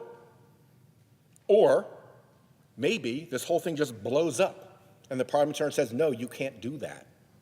You have a lie and its own rebuttal in the exact same document. You can't pretend that this is a true thing, and therefore it's not compliant with the budget laws for all of the reasons I mentioned earlier. Out of compliance with CBO, out of compliance with Joint Committee on Taxation, out of compliance with proper reporting, all of it. So, what does that mean? That means that at some point, the time will come when the parliamentarian says, nope, and blows the whistle. They think that that's going to happen already, which is why they're doing the end run. And when the day comes that it actually happens, that's when they have to go to the nuclear option, because otherwise all of this will have been in vain. So we're on a path to the nuclear option. Pretty much everything Republicans have claimed to stand for is destroyed in this process. The hypocrisy alert about the deficit and the debt, and now they're raising it by huge numbers. When you have to put real numbers in the document, you simply deny them, even though the debt numbers prove the lie. When there are budget rules that we've honored for decades, going to ignore them, just blow it through. Parliamentarian, end run around the parliamentary folks, and then at the end, go nuclear after saying we'd never, never, never, never, never, never do that. This whole thing is such a con and such a shame and will cause so much damage to families dependent on Medicaid, all so they can give billions of dollars in tax breaks to big corporations and to billionaires who don't need it. In fact, their share of federal revenue has gone down by from over 30% to below 10%.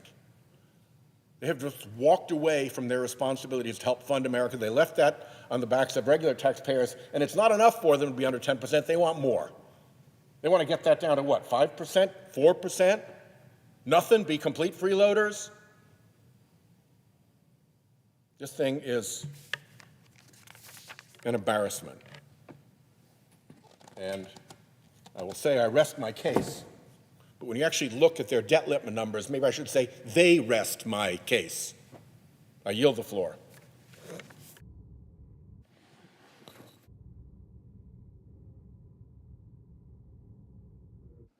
Senator from Connecticut. Thank you, Mr. President. The budget that we're debating really comes down to one simple idea. The massive transfer of wealth and resources from the poor and the middle class to the ultra-wealthy. What is being proposed in the Senate right now is stunning in its scope. You are talking about a piece of legislation that has such deep cuts to Medicaid. This is the program that ensures 24% of American families. 1/4 of Americans get their health insurance from Medicaid. You don't know it as Medicaid because it's called something different in each state. In Connecticut, it's called Husky. In Wisconsin, it's called Badger Care. But in every state, about 1/4 of the population gets their insurance through a Medicaid-funded program. Most of those folks are working full-time. But for one reason or another, that's where they get their insurance. You're talking about kicking millions of people off of that program. And for what? For what? To rack up the biggest bill ever on the credit card of the middle class, an explosion in debt, but also to fund a tax cut for the fabulously wealthy. This is the 2017 tax cut, which is essentially going to be mirrored, we believe, by this tax cut. The top 1% of earners got tax cuts 852 times bigger than working families in America. We don't know the final shape of this tax cut, but it won't look fundamentally different from that. This is a really bad time to be a working mom or dad in America. This week, we are passing, apparently, a massive cut in health care benefits for working families in order to pad the pockets of the wealthy. But we are also dealing with the Trump tariff plan, which has been a Keystone Cop-like rollout that will ultimately raise prices for every single American. Tariffs can work as part of a coordinated, thoughtful approach to trying to rebuild American industry, but they only work when you partner those tariffs together with industrial policy incentives to help promote the industry that you are trying to punish when the products come from abroad. I'm not reflexively opposed to the use of tariffs, but this use of tariffs is bananas because it's not paired with any domestic industrial policy, meaning that you're just going to get the downside, the massive increase in costs for consumers, without the upside, job creation in the United States of America. And so before I get to the insult to middle-class families that will come through the budget, let's just talk about what's going to happen with these tariffs. We know how it's going to work because we saw how tariffs worked in Trump's first term. Let me just take one specific example. In Trump's first term, he imposed a 20% escalating tariff on washing machines.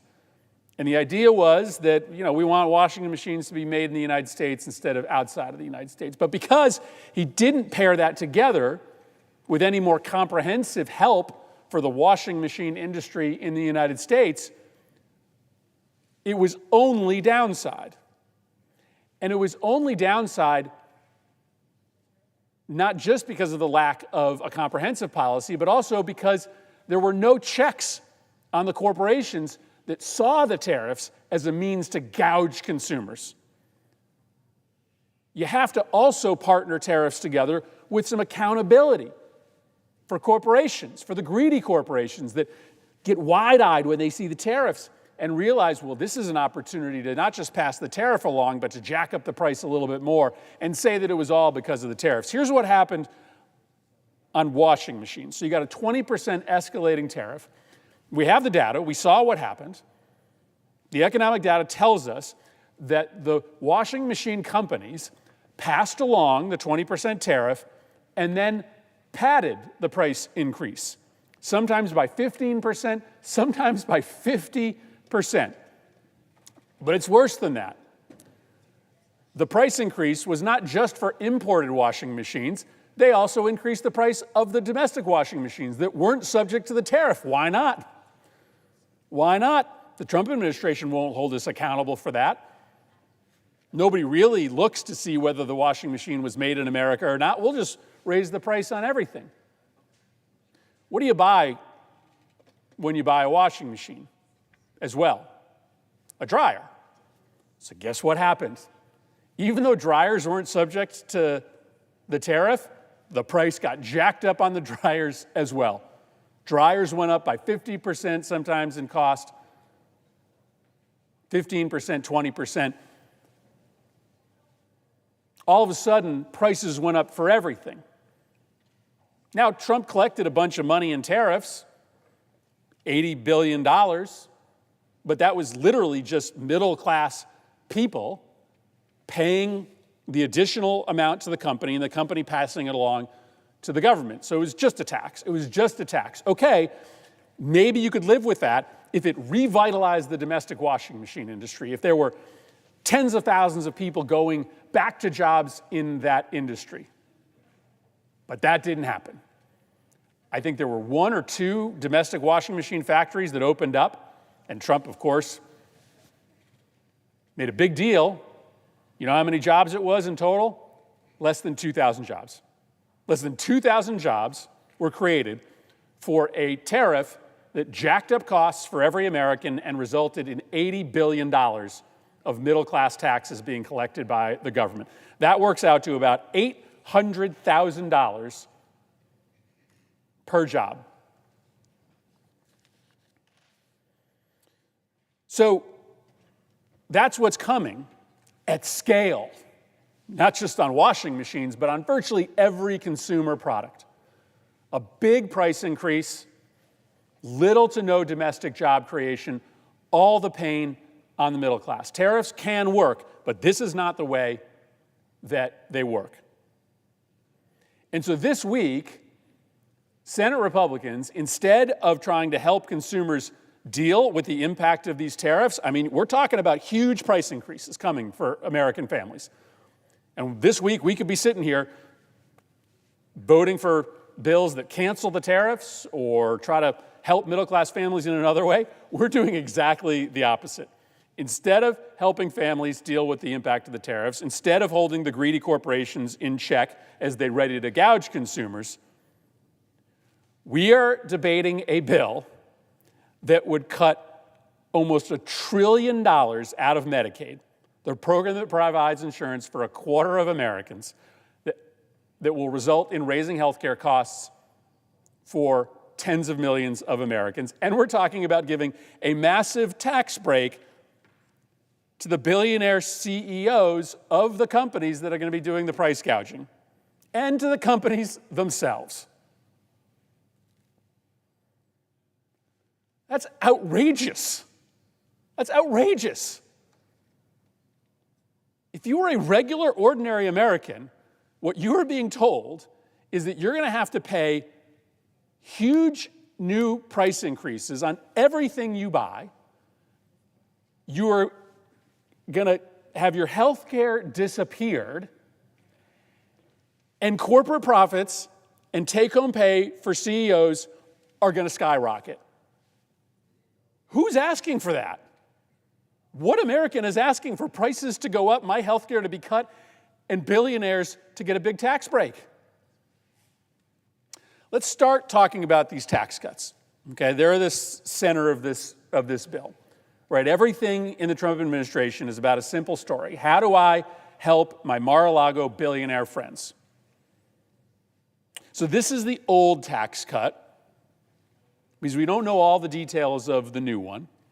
If you look at sort of the poorest Americans versus the richest Americans, the tax cut is 852 times bigger. But here's a back-of-the-napkin analysis of what this new tax cut is likely to look like if it's basically formed like the old one.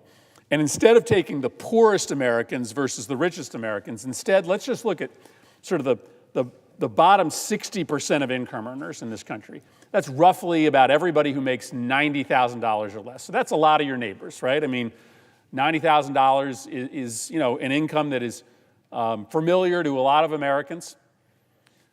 So under this new tax cut, if it looks like the old one, and that's the signal that we get, is that households in the top 1% are going to get an average tax cut that's 120 times bigger than the tax cut given to people who are making $90,000 or less. So that's 152 times bigger than the very poor.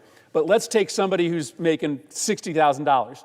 The richest 1% are going to get a tax cut that is 120 times bigger. How is that fair? Okay, now you'd say, well, that's because they make a lot more money, so of course they're going to get a bigger tax cut. But let's do the math a different way. As a share of after-tax income, the tax cuts at the top are still more than triple the total value of the tax cut received for people with incomes in the bottom 60%. So even when you adjust for the fact that they are making more money, they are still getting a tax cut whose value is 3 times bigger than folks who are making a middle income in this country. And why? I mean, does anybody believe in trickle-down economics anymore? It has been completely discredited. And again, we have the 2017 tax cuts as evidence. Donald Trump trotted out a big promise. He said, these tax cuts for corporations and billionaires and millionaires, they'll trickle down to everybody else. And I'll tell you the number. The average worker will get a $4,000 salary increase. That was the promise. The money will trickle down. The corporations will be so generous, They'll take their giant tax cut, bigger than they even asked for. Senator Whitehouse just showed you the chart where corporations have gone from providing 30% of American tax revenue down to 10% of American tax revenue. What a great deal for corporations. Okay, that's a nice chart. That makes sense if the corporations are taking their lower tax liability and turning it around into wages. Instead, they're not. They're keeping it for themselves, for their executives, for their top shareholders. The analysis shows that promised $4,000 salary increase as a result of the tax cuts wasn't $4,000, it wasn't $2,000, it wasn't $1,000, it wasn't $100, it was zero. Because all of that money, virtually all of that money, ended up getting gobbled up by the corporations, mainly for stock buybacks. Didn't go to increase compensation for their employees. So it's not to raise wages. I guess it's just to make rich people richer. From 2017, when that tax cut passed, that first Trump tax cut passed, until 2023, Elon Musk's wealth grew by 1,222%. I don't even know what that looks like. Jeff Bezos's grew by 96%, Zuckerberg's by 50%, Rupert Murdoch's by 50%. I use those names because those were the billionaires that were at Trump's inauguration cheerleading him into office, because they know that another big tax cut for their company and for them personally is coming. Now, I will admit to you, median income overall grew from 2017 to 2023, so everybody in the country was making more in 2023 than they were making in 2017, but median income was not growing by 50%, 96%, or 1,222%. So this is a massive tax cut, the vast majority of it going to the very, very wealthy. But what makes this even harder to understand is what Senator Whitehouse laid out for you. Most of this is just going on your credit card. Most of this is just being borrowed. And that has a consequence. The national debt potentially doubling as a result of this massive tax cut for the very, very wealthy. And it's just so heartbreaking, the hypocrisy. I mean, I could string together a 24-hour-long video of my Republican colleagues talking ad nauseum about the danger of debt, the rising deficit.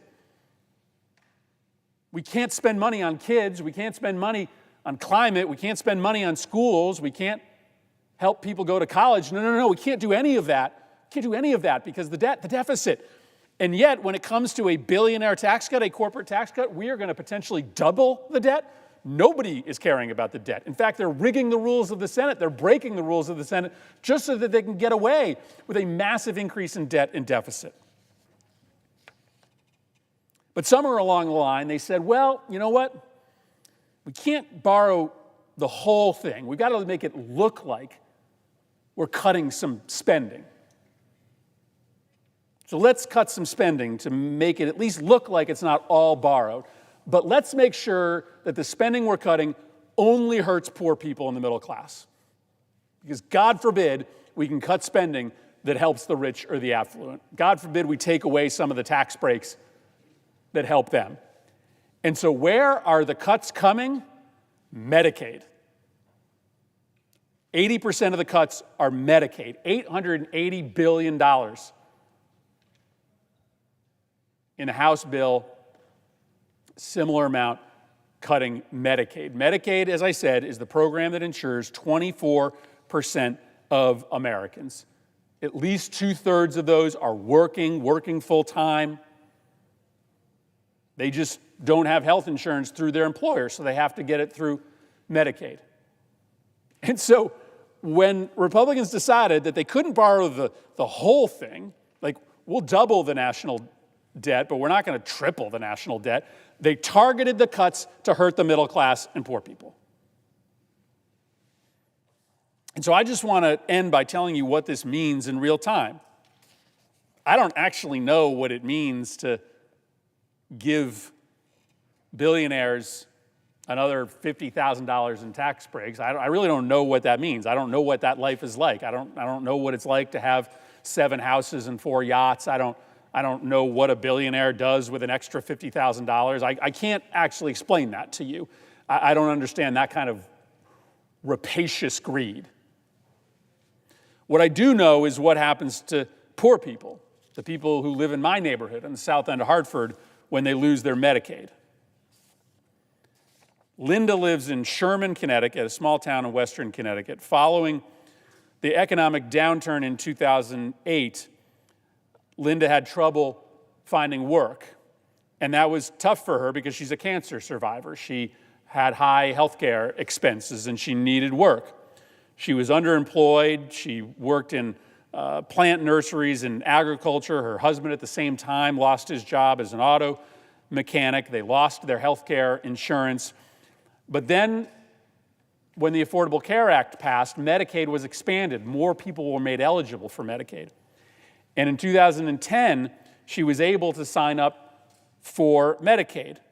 She said, quote, "I had so much anxiety all the time about how to pay for health care. We were going through all of our money, and we just thought this isn't right. People shouldn't have to worry about just being basically healthy." But once she got health care, she was able to restart her life. Linda went back to school because now she had health care. She got a new degree. She found a job teaching agriculture at a local high school. But that program didn't provide health care, so she still needed that Medicaid. Medicaid, she says, just provides such a baseline for society. It allowed me to maintain my health so that I was able to continue working. The Medicaid cuts that they are talking about will destroy Medicaid expansion. In fact, some states will automatically cancel the Medicaid expansion program when these cuts are made, meaning that people like Linda all across the country are going to lose their health care. For what? For a massive tax cut for the wealthy. Emily Grinelli is a worker at one of Connecticut's biggest behavioral health and substance abuse providers. So every day she's talking to people who rely on Medicaid so that they can get help for their mental health disorder or their substance abuse disorder. And let's be honest, we all have somebody in our life who has a serious mental illness or has struggled with substance abuse. So you know these people. She wrote me a letter talking about the fact that the conversations in their therapy groups in the last month have fundamentally changed. They're actually not doing therapy any longer for mental illness or for substance abuse. They are now doing therapy for the anxiety all these people have knowing they're about to lose their health insurance. One case manager told me, she writes, that she was working with a client to find housing, and the client now just wants to stop looking because she feels like there is no point because she's going to lose her Medicaid. Republicans are going to strip her Medicaid from her. She won't be able to get her medication and services. She feels hopeless. A clinician told me about an hour-long session she had the day before. 75% of it was focused on the client's fear of losing her benefits and what that would mean for her and all the other clients. She shared with me that if there was a way for her to leave the country right now, she would. At this provider, 35% of their clients would likely lose access to mental illness and substance abuse services if these cuts go through. What are we doing? Why are we doing this? Why are my colleagues choosing to destroy health care for millions of Americans in order to pass a tax cut that basically helps corporations and billionaires and millionaires? It is fundamentally immoral. And I have to believe, like in 2017, when Republicans were trying to destroy the Affordable Care Act, which insured 20 million Americans, that there are a handful of Republicans who know that this isn't right, who maybe aren't ready to stop it today. Tonight's vote isn't the final vote, but might be willing to stand up to this thievery before it's too late. The people of this country who are getting killed by higher prices that are coming because of the tariffs and are going to be hurt by these Medicaid cuts and are going to be furious when the rich become richer at their expense. They are counting on just a small handful of my Republican colleagues to realize right from wrong. I yield the floor. Would the Senator care to engage in a brief colloquy? And may I ask unanimous consent that we be allowed to do so? The senator from Rhode Island is recognized. Without objection.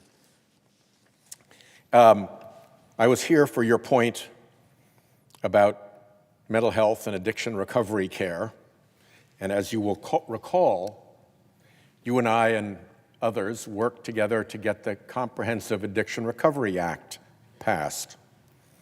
And that was a very bipartisan effort because the scourge of the opioid epidemic fell across all Americans. And it was one of my happier and prouder moments when that bill actually got passed. And then when the Appropriations Committee came in behind the CARA bill and put funding in, but the bulk of the programs that we put together in CARA, bipartisan programs, were funded through Medicare, Medicaid. That's how you get reimbursement for those programs. And so, doesn't it seem peculiar that our colleagues on the other side who were so instrumental in pushing through that Comprehensive Addiction Recovery Act to help their constituents at home and who at the time showed so much sensitivity to the needs of people going through addiction recovery, through all of the stages from the initial detox to in-house treatment to sober living and on to medication-assisted treatment sometimes, and then recovery support. All of that seemed to bind us together. What on earth could be the madness that inspires them to tear all that down now when they built it within the last decade with us?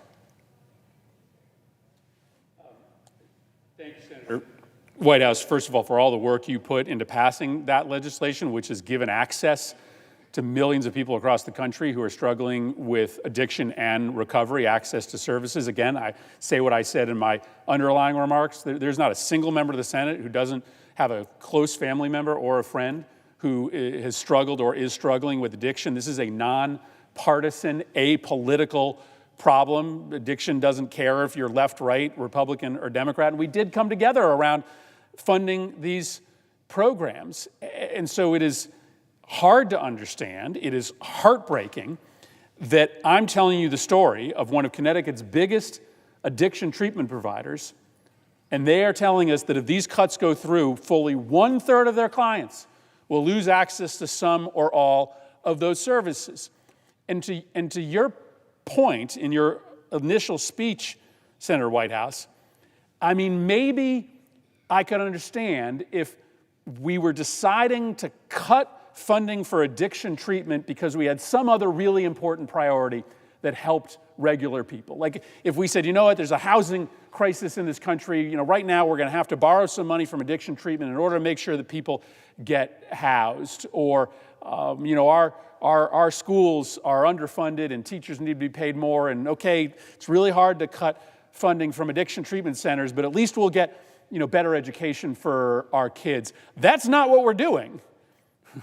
We're cutting funds for people struggling with addiction who get served by programs that we agree are important in order to fund a tax cut for corporations and super, super rich people. That's why this is fundamentally immoral. I would. Yield on that very point. There's a doctrine or a principle that it's kind of a tedious economic term, marginal utility of money. And what it means in very plain terms is that if you make $60,000 a year, your last $1,000 of income is a big deal to you. that $1,000 makes an enormous difference in the quality of your life. You take that same $1,000 and you give it to somebody who is making $60 billion a year, they don't even know it's there. The marginal utility of that money in the billionaire's or mega millionaire's life is near zero. Near zero. And so if you're actually looking at the human side of the financial equation, are we not taking extremely important dollars that make an enormous difference in the lives of normal, regular people, scooping them up by the trillions, according to the graphs I showed, and delivering them to a crop of big corporations who already pay taxes too low, and mega millionaires and billionaires who won't even notice the money. It won't change a thing in their lives. They can still buy a $90,000 purse for their wife. They can still buy the 9th house. They can still buy the 190-foot yacht with its crew of 30 or 40 or 50 or whatever it is. Where is the benefit? You know, we talk about this as being a transfer of wealth from the poor and the middle class to the very rich, but it's really an evaporation of wealth, because it's not going to make a difference to people who already have more money than they can spend in the rest of their lives. They couldn't spend it if they wanted to in the rest of their lives. And so this additional thing, it's more like a trophy. And it reminds me, when I was growing up, people talking about FDR, you know, recalling his presidency, and talking about JFK while he was president, and shortly thereafter. I was alive during JFK's life. And people used to say, well, you know, the good thing about electing those rich people is that they're too rich to steal. You don't have to worry about them. They're too rich to steal. FDR never stole a nickel, as best I can tell. JFK never stole a nickel, as best I can tell. This crop of creepy billionaires, what happened to too rich to steal, Senator Murphy? I mean, and it's thievery masked by a bogus economic argument that says the money will eventually find its way down to everybody else. And that is not true. That has never been true. In fact, the opposite is often true. You know, the billionaire class is sometimes referred to as sort of citizens of everywhere, right? They're global citizens. They globetrot from homes in the United States and Europe and the islands. But that's also where their money ends up going as well. It used to be that the richest guy in your community was, you know, investing only in your community. But today, when we pad the pockets of the uber wealthy, that money either does not get spent or it ultimately gets delivered to investments that flow into economies all over the world. These tax cuts don't end up back in America. To the extent the money gets spent anywhere, it gets spent in international index funds. So the theory of the case, which has always been cover for simply delivering more and more excessive resources to the very, very wealthy, has never worked. But it works even less now when in a global international economy, the very, very wealthy have options to invest in the United States or often for higher returns, investing somewhere else. And it looks to me, if I could reclaim my time for a moment and ask you another question, it looks to me a bit like as they're destroying Medicaid, which, as you pointed out, serves a quarter of American households, and is essential in those households because it's granny's nursing home care, it's your sister's or wife's childbirth delivery in the hospital, or it's your colleague or friend or family member's opioid recovery treatment, swept away for unnecessary and unfair tax cuts to billionaires and big corporations. But then you move just beyond this immediate budget bill and you look over at Elon Musk and his little muskrats are doing to Social Security. And what they're saying about Social Security, and it looks like not only do they want to gut Medicaid through this budget reconciliation bill, but they also are trying to wreck the administration and operations of Social Security, trying to clear out the workforce that makes it work, sending their creeps in to probe into the data systems that support it. Who knows what damage has been done to the data systems or what extraction of data has been done? We don't know. They've never answered questions. They lie and say it's a Ponzi scheme. They refer to it as riddled with fraud when there's almost no fraud at all, 1% at best. So they're trying to discredit Social Security. They're trying to undermine its operations, and they're talking about an interruption in benefits. In fact, talking kindly about an interruption in benefits with the Secretary of Commerce saying, if we had an interruption in benefits, my mother, who is a Social Security recipient, wouldn't even notice. Well, yeah, she's living in her billionaire son's house. Of course she wouldn't notice, duh. But the people who would complain about losing their check, that's probably fraudsters. And so it would actually be beneficial to have an interruption benefits because that's how we could root out some of the fraud, like there is fraud. Again, feeding the lie that there is fraud.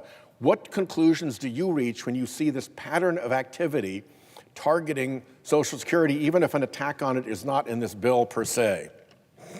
I thank Senator for the question. Listen, I read it as just a different kind of thievery. So what we're talking about here is this massive thievery from Medicaid recipients so that we can pass along this big tax break for folks that don't need it. But my sense is that the billionaire, investment, and Wall Street class is really upset that there are still a few remaining government programs that they haven't gotten their hands on, that they haven't operationalized in a way to make themselves money.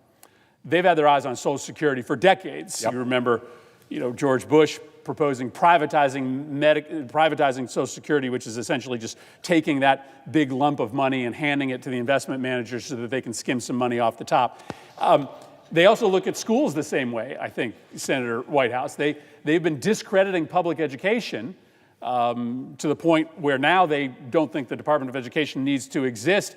And why? Why? Because they ultimately want to do the same thing for our public schools. They want to privatize our elementary schools, our middle schools, our high schools so that they can have private equity funds owning the schools, providing some form of education, but just seeing our kids as a source of profit. So you can tell me if I'm wrong about this, but my sense is that the theft happens in all sorts of different ways, sometimes in just a transfer, Medicaid recipients losing, billionaires winning, but sometimes by taking government programs and turning them, instead of something that tries to work for the common good, as a program that just gets turned into a vehicle for profit for the very, very wealthy.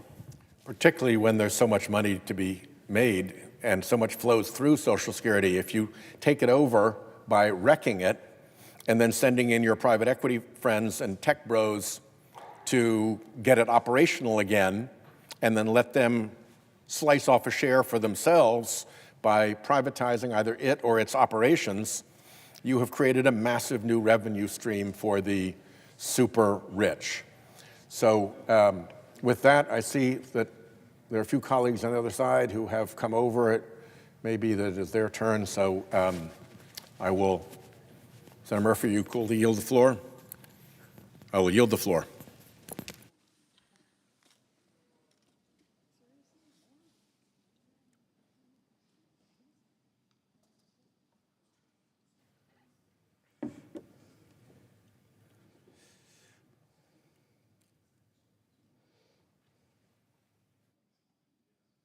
Mr. President, Senator from Kentucky.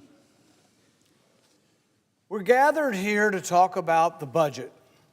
We're going to be voting on a budget resolution shortly, and I'm concerned.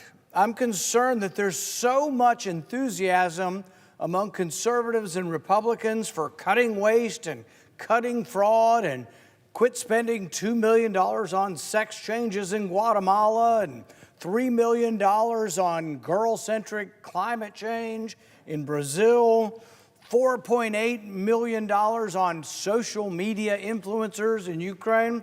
I'm excited by eliminating all of that waste. I've been calling for it for years. But I'll tell you what worries me. What worries me is that so many things in Washington are smoke and mirrors. On the one hand, it appears as if all of this great savings is happening. But on the other hand, the resolution before us will increase the debt by $5 trillion. So which is it? Are we cutting spending or are we expanding the debt? If we expand the debt at $5 trillion, that will be an expansion of the debt equal to or exceeding everything that happened in the Biden years. Now, which is it? I thought we had an election. And the other side is complaining loudly that, oh my goodness, there's going to be too much cut in spending.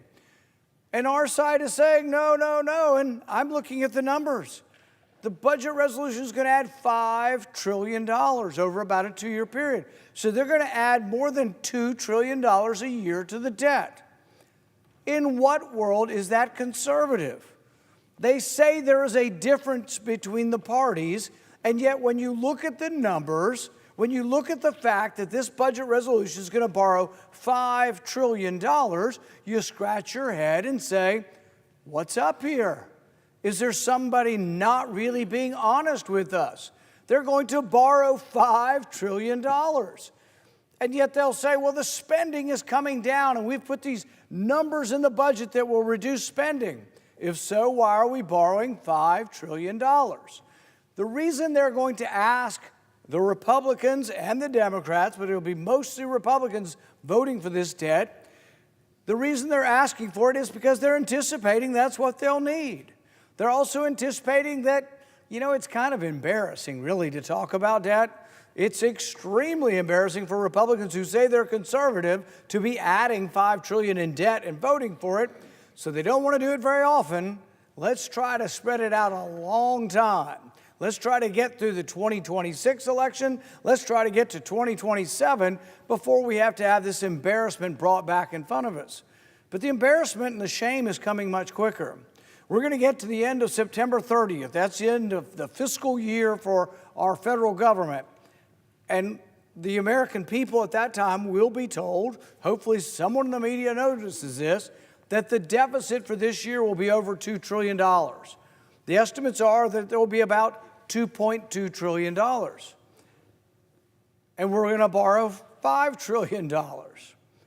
Now, some would argue, yeah, but we need to give them a chance. We need to give them a chance because the spending number actually looks like they might reduce spending. But here's the problem. The spending number is lower, but this bill also adds $325 billion in new spending. $150 billion for the military-industrial complex, another $175 billion for the border, but that's new money. How much money did we spend last year? A little over $7 trillion. But that's not enough, according to all the people here on my side today that are going to vote for this budget. They want more than last year. Well, if last year was $7.1 trillion, that must mean they're going to want $300 billion more than that. But the number in the bill says no, $6.5 trillion. So they're saying, no, we're going to spend less. I say, you know what? I've seen the way this place operates, and I don't trust either party. Why? Because I've seen the deficit and the debt grow and triple since I've been here.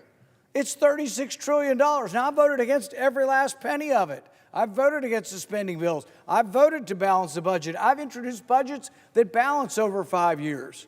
But the one thing that would happen, even if I had my way and I could introduce and my budget would be accepted, there'd have to be some debt accumulation.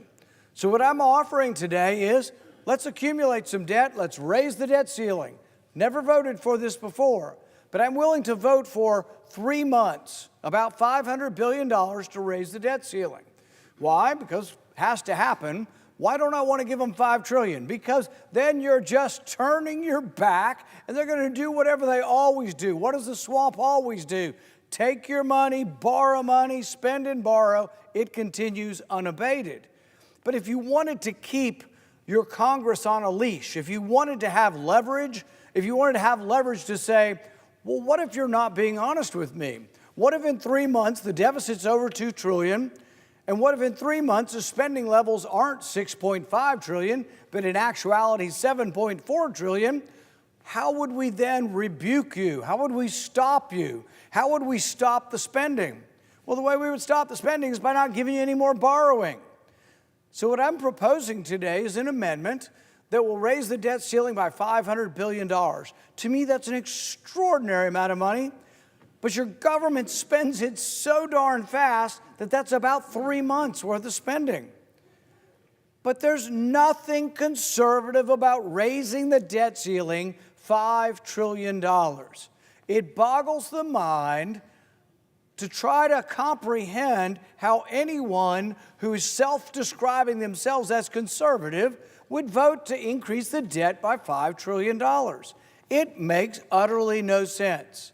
But it also is free rein for the spenders because they've got $5 trillion they can spend. In recent years, on occasion, they haven't even put a number in there. Probably the only reason we're getting a number is because the rules of the budget require a number. But what they've been doing, both parties, they've been just saying, well, why don't we just borrow money for 2 years or 3 years? And many people argue, many on the other side of the aisle say, we shouldn't even have these votes at all. Why have a debt ceiling at all? Let's just let it spin out of control. Has anybody ever seen the debt clock? Go to the debtclock.org and watch the numbers spinning wildly out of control. Now, some will say deficits don't matter. This was the Cheney family. Dick Cheney famously said deficits don't matter. But the thing is, they really do, because you have to pay interest on the debt. We're paying about $1 trillion in interest. So the largest item in our spending now, bigger than our military, is actually the interest. Over the next 10 years, we're going to pay about $14 trillion in interest. I think it's actually probably worse than that. That's what the estimates are now, but it is literally out of control. And you say to yourself, how would we rein in spending? You have to look at everything. Every item we spend money on has to be looked at. You have to look across the board at everything. But what we have is the current administration says we're not going to look at Social Security, despite what the other side says about Social Security. Nothing's going to happen to Social Security. They're not going to fix it. They're not going to make it better. They're not going to reduce anything. Social Security is going to be untouched. So is Medicare. But then there are reports and complaints saying, well, we shouldn't touch Medicaid either. And then people say, food stamps, we can't touch food stamps. Well, Social Security, Medicare, Medicaid, and food stamps comprise all the money that comes into our government. They're about $5 trillion worth. That's about what we pay in taxes. So the government brings in about $5 trillion and spends $7 trillion. It's about a $2 trillion overdraft. We're $2 trillion in the hole every year, and we're up to about $37 trillion total. But how would we actually get there? If you're taking off the table Medicare, Social Security, Medicaid, and food stamps, those 4 items are about $5 trillion, pretty close to it. So if you take all the entitlements off the table, what are you left with? And people love and they get excited about the terrible foreign aid. I do too. I think it's the lowest hanging fruit. It's the most egregious of the spending. It's the easiest to cut. But you know, I forced a vote on that 2 weeks ago, and we got no Democrat votes. In fact, I don't think there is a Democrat in Congress who will vote to cut 1 penny. I'd like to do that sometime, introduce a bill to cut a penny or to cut $1 to see if they would. Let's cut $1 from the $2 million that they spend doing sex change surgery in Guatemala with U.S. tax dollars. Will the Democrats support a bill to cut $1? Probably not. They would probably insist, even if they admitted the program was egregious or horrible or out of normalcy, they would probably insist the money be spent somewhere else. And that's sort of the debate we have over time. I have a bill called Bonuses for Cost Cutters, which says that if you are in charge of a budget for government, let's say you're in charge of $12 million at the Department of Energy, if you save $1 million, you would actually get a personal bonus for the federal employee as an incentive. When I put this forward, the main complaint that usually comes from across the aisle is they're okay with giving federal workers bonuses for saving money, but they insist that the money not go back to the Treasury. This is the big debate that's going on also. What Elon Musk has done and Doge has done is absolutely commendable, and we need more of it. The whole place is rotten and it needs to be shaken up, and we need to look for waste. But there's going to be another debate. Is that waste going to come back, and are we going to vote on it? Are we going to codify it? Or are we going to make it real by lowering our numbers? But the only way we would have any leverage on either party is by only giving them a little taste of the money. Don't give them so much money they're wallowing in it and it comes out as fast as the Federal Reserve can print it. Give them about 3 months worth. Let's see how they do in 3 months. If the spending totals that are in the bill come forward in 3 months, and those are the spending totals that Congress approves, I'd be pretty satisfied with that. In fact, I've told them the bill on large, I'm for continuing the tax cuts. I'm for keeping the tax cuts permanent. I voted for them in 2017. I'm for reducing spending, which on the surface, some of the numbers look better.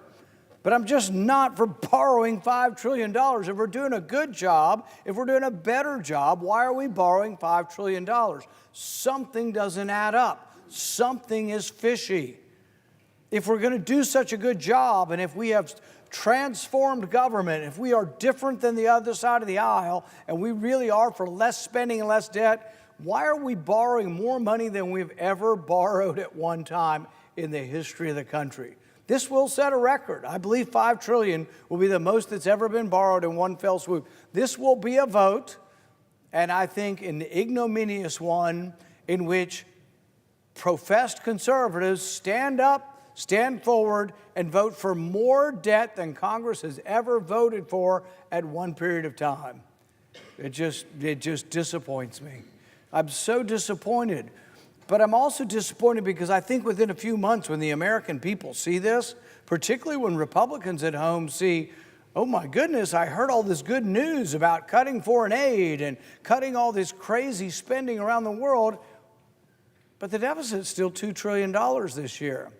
And then they're going to scratch their heads, and maybe they give the Republicans another 6 months to look. And then they're going to find that another $1 trillion has been borrowed in another 6 months. And they're going to find we're 2 years into a new Republican administration with a Republican majority in the Senate and a Republican majority in the House, and we're going to borrow $5 trillion. Something doesn't add up here. Someone needs to stand up and say something. Someone needs to give conservatives, if we have conservatives in this body, an alternative. That's what my amendment will be. My amendment will be an alternative. Instead of borrowing $5 trillion, sticking our head in the sand and saying, oh, please be nice to us and do what you promised and spend less money. No, we give them 3 months and we say, prove to us that you will, for the first time, adhere to your word. And it isn't just a couple individual people. This is the history of the institution. Occasionally, through the last several decades, there have been people come forward and they put forth rules. There was Graham-Rudman-Hollings. There were different rules that said you have to pay as you go. So if somebody brought up $300 billion in new spending, you'd have to cut $300 billion from somewhere else. But you know what's happened? These things have been evaded time and time again.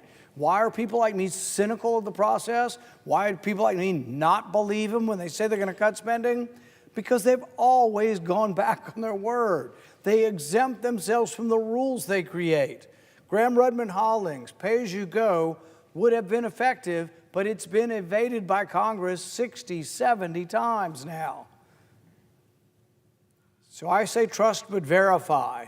I say trust, accept your colleagues if they say they're really going to do this, but give them 3 months worth of borrowing. Don't give them 2 years worth of borrowing. Don't give $5 trillion. Don't put yourself on record. Today, if this is passed, or tomorrow morning early, if this is passed, Republicans who vote for this will be on record as being more fiscally liberal than their counterparts. They will vote to borrow more money than the Democrats have ever borrowed. So there really is a disconnect here. Something is not as it appears. There is a smoke and mirrors. There is this great enthusiasm across the land for what is happening, and I share that. I share President Trump's desire to balance the budget. I'm pleased with his cabinet. I'm super pleased with having Elon Musk and Doge and these young people look for waste. I'm for all of that and more. But if it's going to be reflected in something, we have to borrow less. If we're still borrowing the same amount, maybe it isn't real. Maybe we're just talking about things and we're not actually doing them. It is hard to cut spending. Everybody wants something. Everybody wants something from government. But there is no such thing as something for nothing. It has to come from somewhere. Most people know this in their daily lives. As you work, you get something for work and you feel good about yourself because you've worked for something. You can't simply just hand out money to people. You can't print up money like it grows on trees. But I can tell you there's an absolute historical record of abuse by both parties. But what saddens me in particular for Republicans is Republicans will go on record today to increase the debt more than the Democrats ever had. The new world's record for accumulation of debt, the new world record for expanding debt in our country will belong to the Republican Party with this. This is a sad day. I will vote against this bill and object to it unless we get rid of this enormous amount of borrowing. If we get rid of the $5 trillion and adopt my amendment, I'll vote for the bill. The bill would borrow, if my amendment were passed, $500 billion. Is it enough? No, we'd have to do it again. We'd come back in 3 months. But this is the idea of trust but verify. If the promises are real, and if the big spenders in both parties are doing a good job, when they come back and prove to us that they've actually done something they have never done in the past, they have changed their ways, and they're not going to keep adding massive debts year after year, then we give them another 3 months. If they do a great job, maybe we give them 6 months. But we don't give big spenders in Washington who have a terrible history with the debt, we don't give them no leash at all, no controls at all. $5 trillion here, spend it however you want. We don't do that. At least we profess not to on our side. So my amendment will give all members of the body a chance to say, do you want continued oversight of your government by looking at the debt ceiling periodically, or you just want to wash your hands? I say if we wash our hands, we speed up the demise of our country. I think now is an inflection point. The stock market in the last 2 days lost over $6 trillion. We live in perilous times, and I think the people who just keep going on their merry way saying, we'll just do the same thing, and we'll tell the people it's a little different than the other side. Maybe they'll vote for us this time, maybe they won't. I don't think it's going to happen. I think the people are frustrated. I think the people are annoyed. And I think the people are frankly worried. The people who've been trying to save and are getting closer to retirement are looking at their retirement nest egg and saying, oh my goodness, look what's happened to us. Where are we going? Part of that message is an indictment of tariffs, that I think millions of investors think tariffs are a bad idea.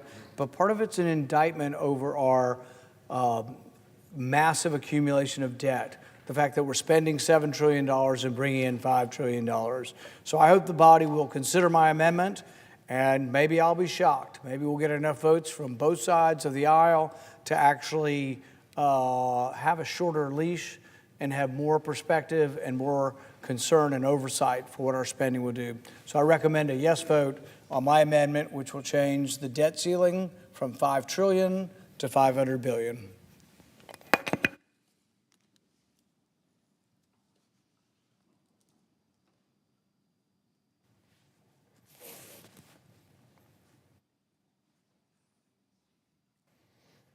Mr. President. Senator from Idaho. Thank you, Mr. President.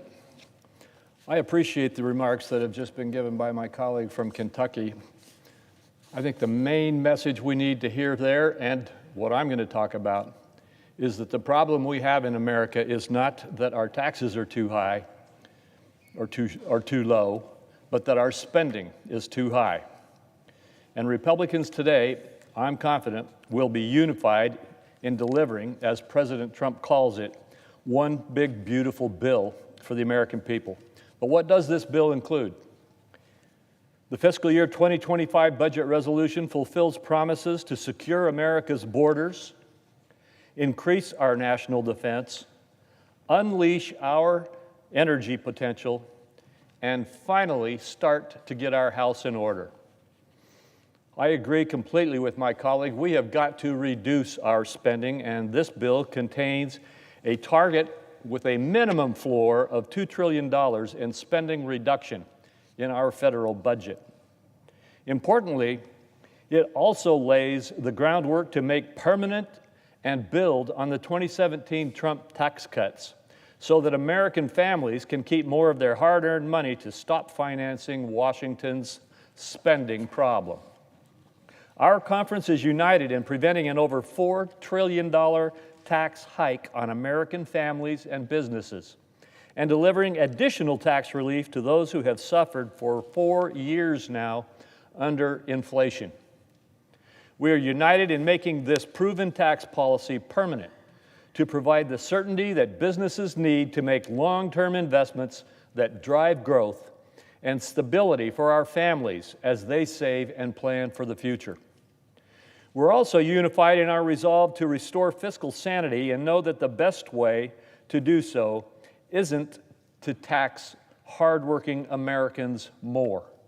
It is to spend less.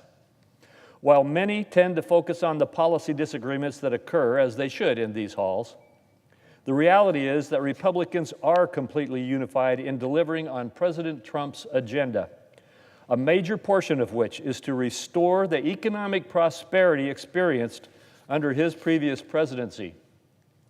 Let's just look back for a minute about the bill that we are trying to extend and make permanent now. Most Americans don't pay attention to the minutiae of tax policy. But if you ask them, the majority will tell you that they'd rather keep more of their money than let the government spend it. And that's exactly what the 2017 tax cuts did. Those Trump tax cuts lowered tax rates for the overwhelming majority of Americans, simplified the tax code, and encouraged companies to do business in the United States instead of abroad. In addition to lowering rates across the board, it provided targeted tax relief to the middle-class working families by doubling the standard deduction and the child tax credit, and to small businesses by providing a new 20% deduction, enabling America's entrepreneurs to create new jobs, increase workers' wages, and reinvest in their business. The majority of the benefits from the Trump tax cuts, contrary to what you've heard all day from the other side, flowed to working middle-class families, the bottom 50% of earners receiving the largest reduction in average tax rates at 17.3%. Contrary to the claims that you've heard all day on the floor today that benefits were only for billionaires and corporations, the Trump tax cuts actually made the tax code even more progressive, meaning that the highest income earners today pay a greater share of all taxes than they did before. And if we can extend this tax cut, that will continue to be the case. The generational reforms we made in 2017 were designed to strengthen investment, boost economic growth, increase take-home pay, reduce poverty, and make America strong, and it worked. Not only did taxpayers keep more of their hard-earned money, but a growing economy powered median household to an all-income to an all-time high. The labor market improved. Workers saw record wage growth, and the unemployment rate fell dramatically to 3.5%, the lowest in 50 years. And the lowest income workers experienced the largest wage growth. There was capital formation explosion in the United States, and corporate inversions, corporations leaving America, stopped and became a thing of the past as companies came back home to America and became the place to form capital and do business again. All Americans reap the benefits of a booming economy. Extending this current proven tax policy and building on it is the best way to restore economic prosperity and opportunity for working families, many of whom are struggling to recover from the historic inflation of the last 4 years. Tonight, I expect we'll hear once again the politics of fear, as my Democrat colleagues claim all sorts of dire things that will happen, including that we're just going to cut taxes for the wealthy so that we can do our own projects and benefit the wealthy and corporations. This attack has been used for nearly a decade, and it's just as false now as it has been in the past. Americans should not be scared by these falsehoods. What they should be alarmed by is what my colleagues and I are committed to preventing: the largest tax hike in history that will occur if we do not extend the current Trump tax cuts. This chart shows, of all these dollars of tax relief that we are talking about, contrary to the argument that they go to the wealthy, $2.6 trillion of this tax hike goes to people in households making less than $400,000 a year. And the vast majority of that goes to people in the middle, lower, and upper middle income categories. Families of four making $80,000 will see a $1,700 tax hike if we don't extend this tax relief. 20 million small businesses will see their rates go up to 43.4%. The child tax credit will be cut in half. The standard deduction will be cut in half. The lowest income earners in America are the ones who are benefiting the most from this legislation today. Republicans are united in our efforts to make this work. Now, one of the things we're focusing on is making the tax cuts permanent. Not only are we focused on extending these policies, but we're committing to make this growth in our economy permanent so we don't have to face these dire consequences in the future. Permanent tax policies promote stability and lead to more pronounced economic effects than temporary ones. Making these tax cuts permanent will provide businesses with the certainty and the stability they need to make the long-term investments that drive growth, accelerate productivity, and increase prosperity across all segments of our economy. Studies find that a permanent extension of the TCJA would increase long-run GDP by 1.1% and increase after-tax income for all Americans of all income levels. Making the small business deduction alone permanent is estimated to create 1.2 million jobs annually over the first 10 years, increasing to 2.4 million jobs in the long run. The President's Council of Economic Advisors just released an analysis that says that extending the Trump tax cuts combined with other pro-growth economic policies that we are pursuing now would boost the level of short-run GDP growth by 3.3 to 3.8%, and long-run real GDP growth by 2.6 to 3.2%. Now, what does that mean?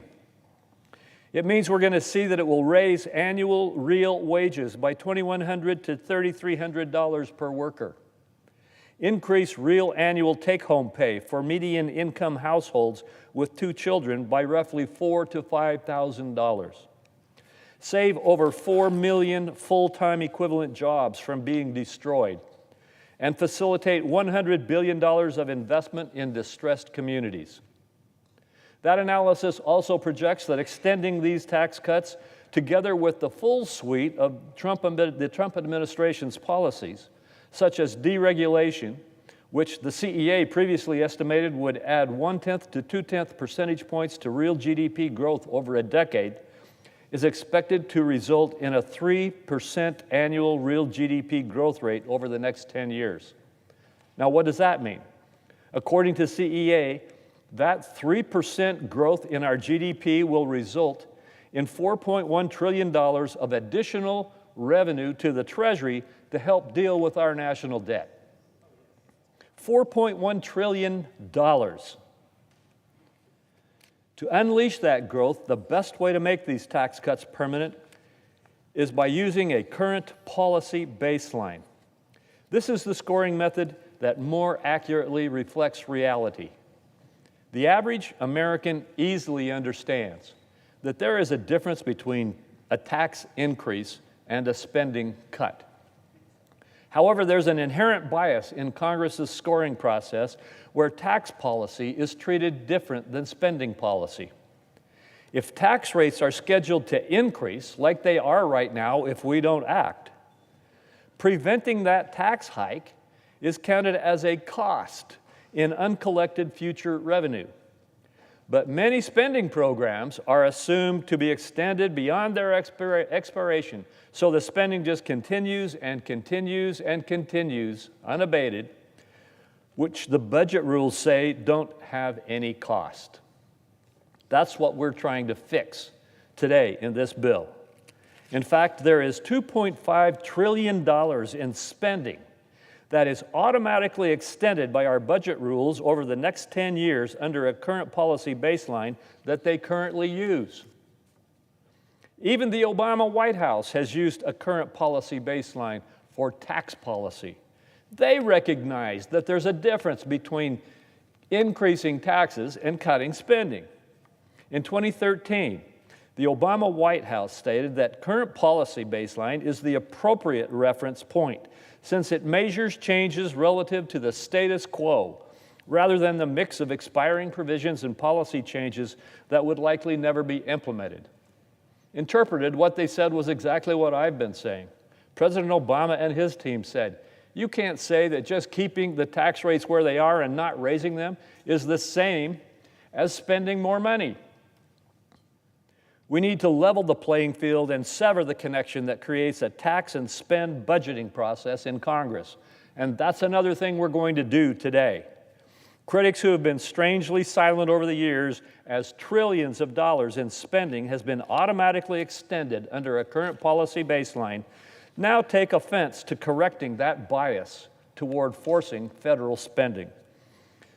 As applied only to tax policy, those critics assert that we'll be increasing the deficit by using a current policy baseline, or we're using this baseline to hide the cost. Let me be very clear. We're not hiding the score that JCT or CBO would assign to the bill under a current law baseline. In fact, I like to see that score. It shows the amount of the tax increase that my colleagues on the other side are trying to push onto the American people. But let's be fully transparent. Both an estimate based on the current policy and one based on the current law will be released when we consider this bill on the Senate floor. And then Americans can see what kind of savings have been given to them by not raising their taxes. Under our current existing tax regime, the revenue to the GDP ratio this year will be about 17.1%. Meaning we will raise taxes for the federal treasury under our current tax policy of about 17.1% of GDP on a current policy baseline. It will also be about the same next year if we don't let the taxes go up, meaning that the revenue will not appreciably change. Yet my colleagues on the other side say it's going to spike a hole in the deficit because, why? Because they won't get their hands on that $4 trillion of new tax revenue out of the American people. This would not increase debt relative to GDP. It would simply prevent a tax increase. And we need to be honest about what those tax increases would and would not do.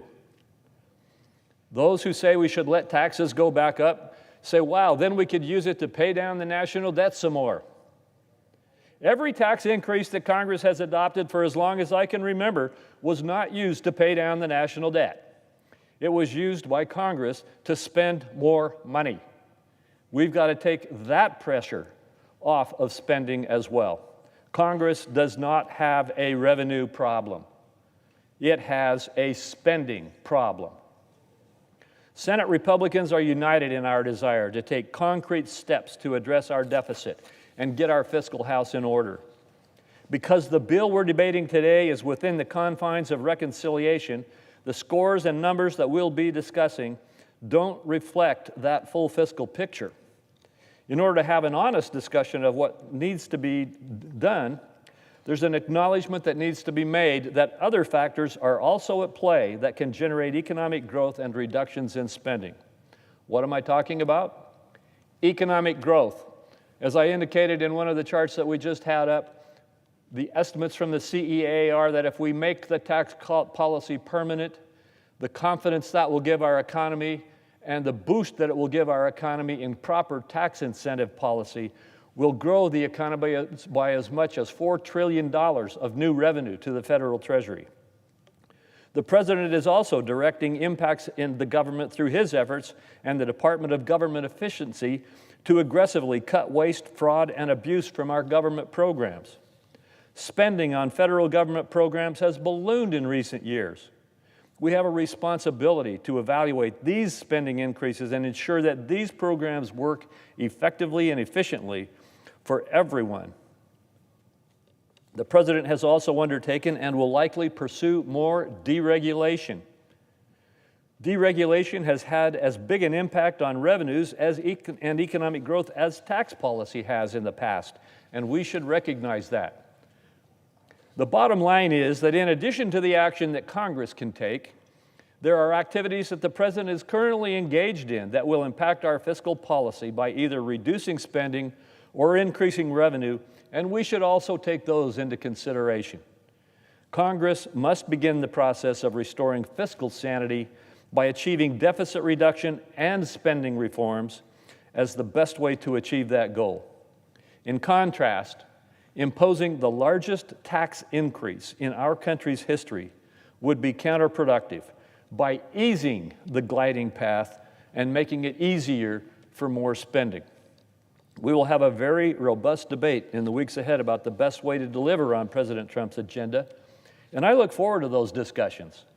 The budget resolution unlocks the process for us to strengthen our national security, secure our borders, permanently extend the Trump tax cuts, and provide additional middle-class tax relief. Thank you, Mr. President. I yield the floor.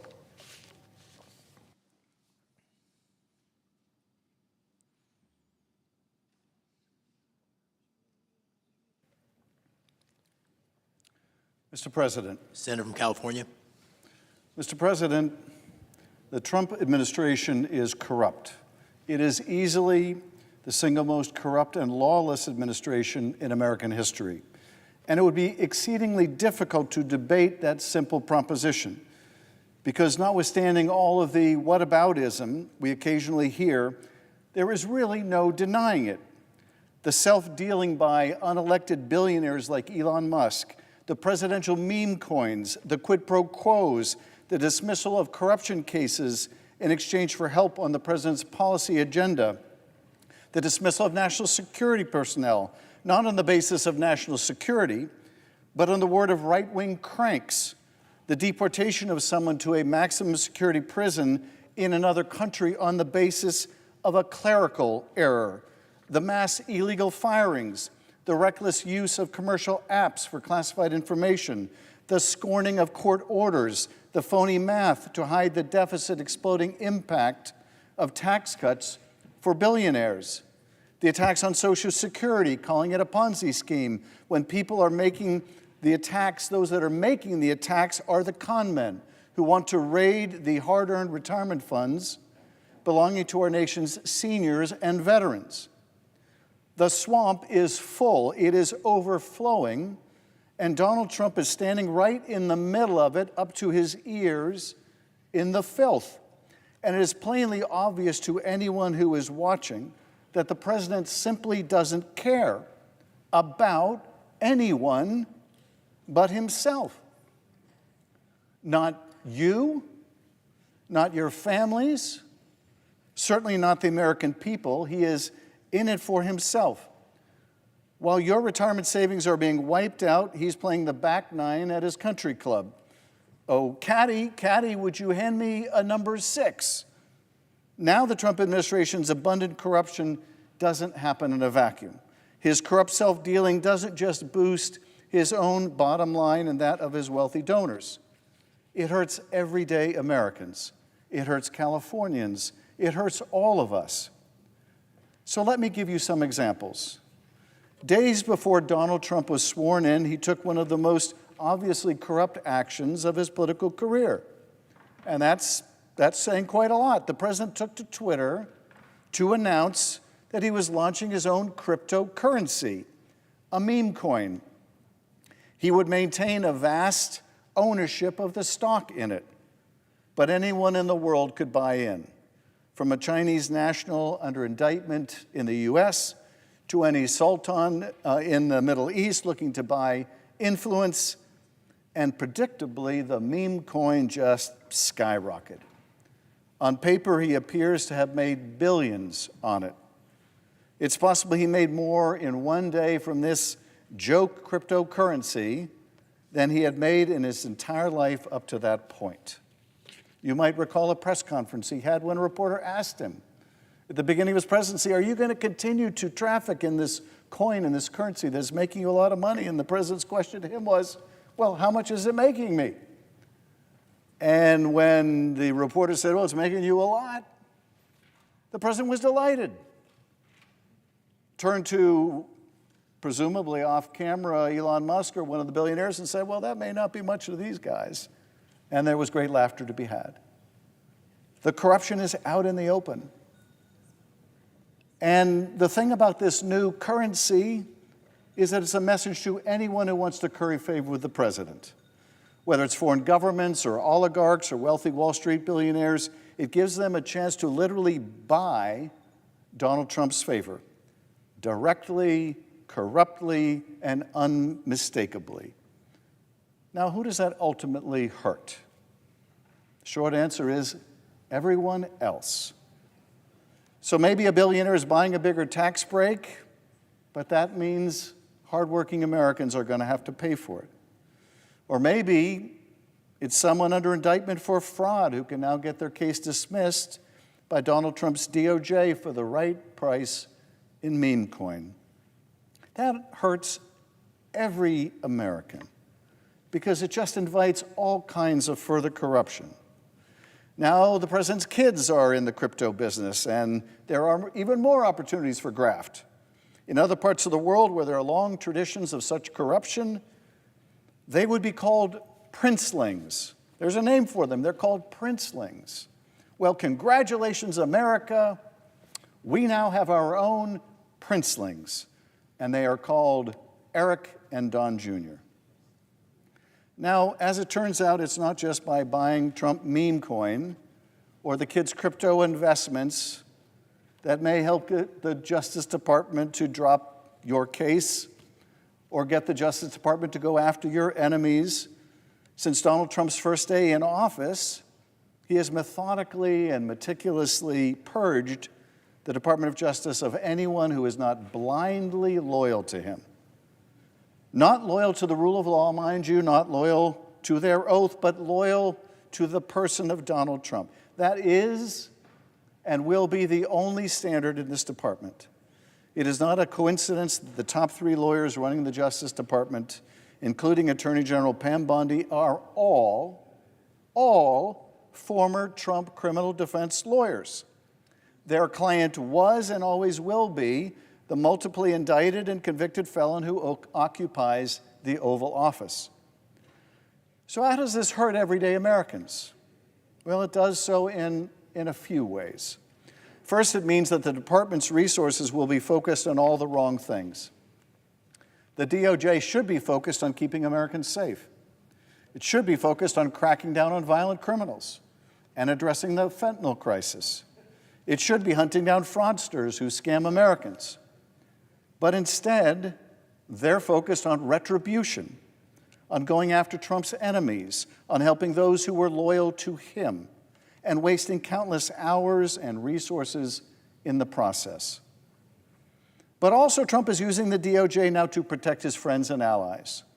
You don't have to look any further than the case in New York. The mayor of New York, Eric Adams, indicted on serious corruption charges. A mayor who then, seeing the writing on the wall, pursues a kind of quid pro quo with the president. He goes down to Mar-a-Lago, and the quid pro quo eventually becomes as plain as day. It is out in the open. The president's own border czar does a joint interview sitting next to the mayor on Fox and Friends on their couch to lay out the stark quid pro quo in exquisite detail. All that was left unsaid by Trump's border czar were the words, "or else."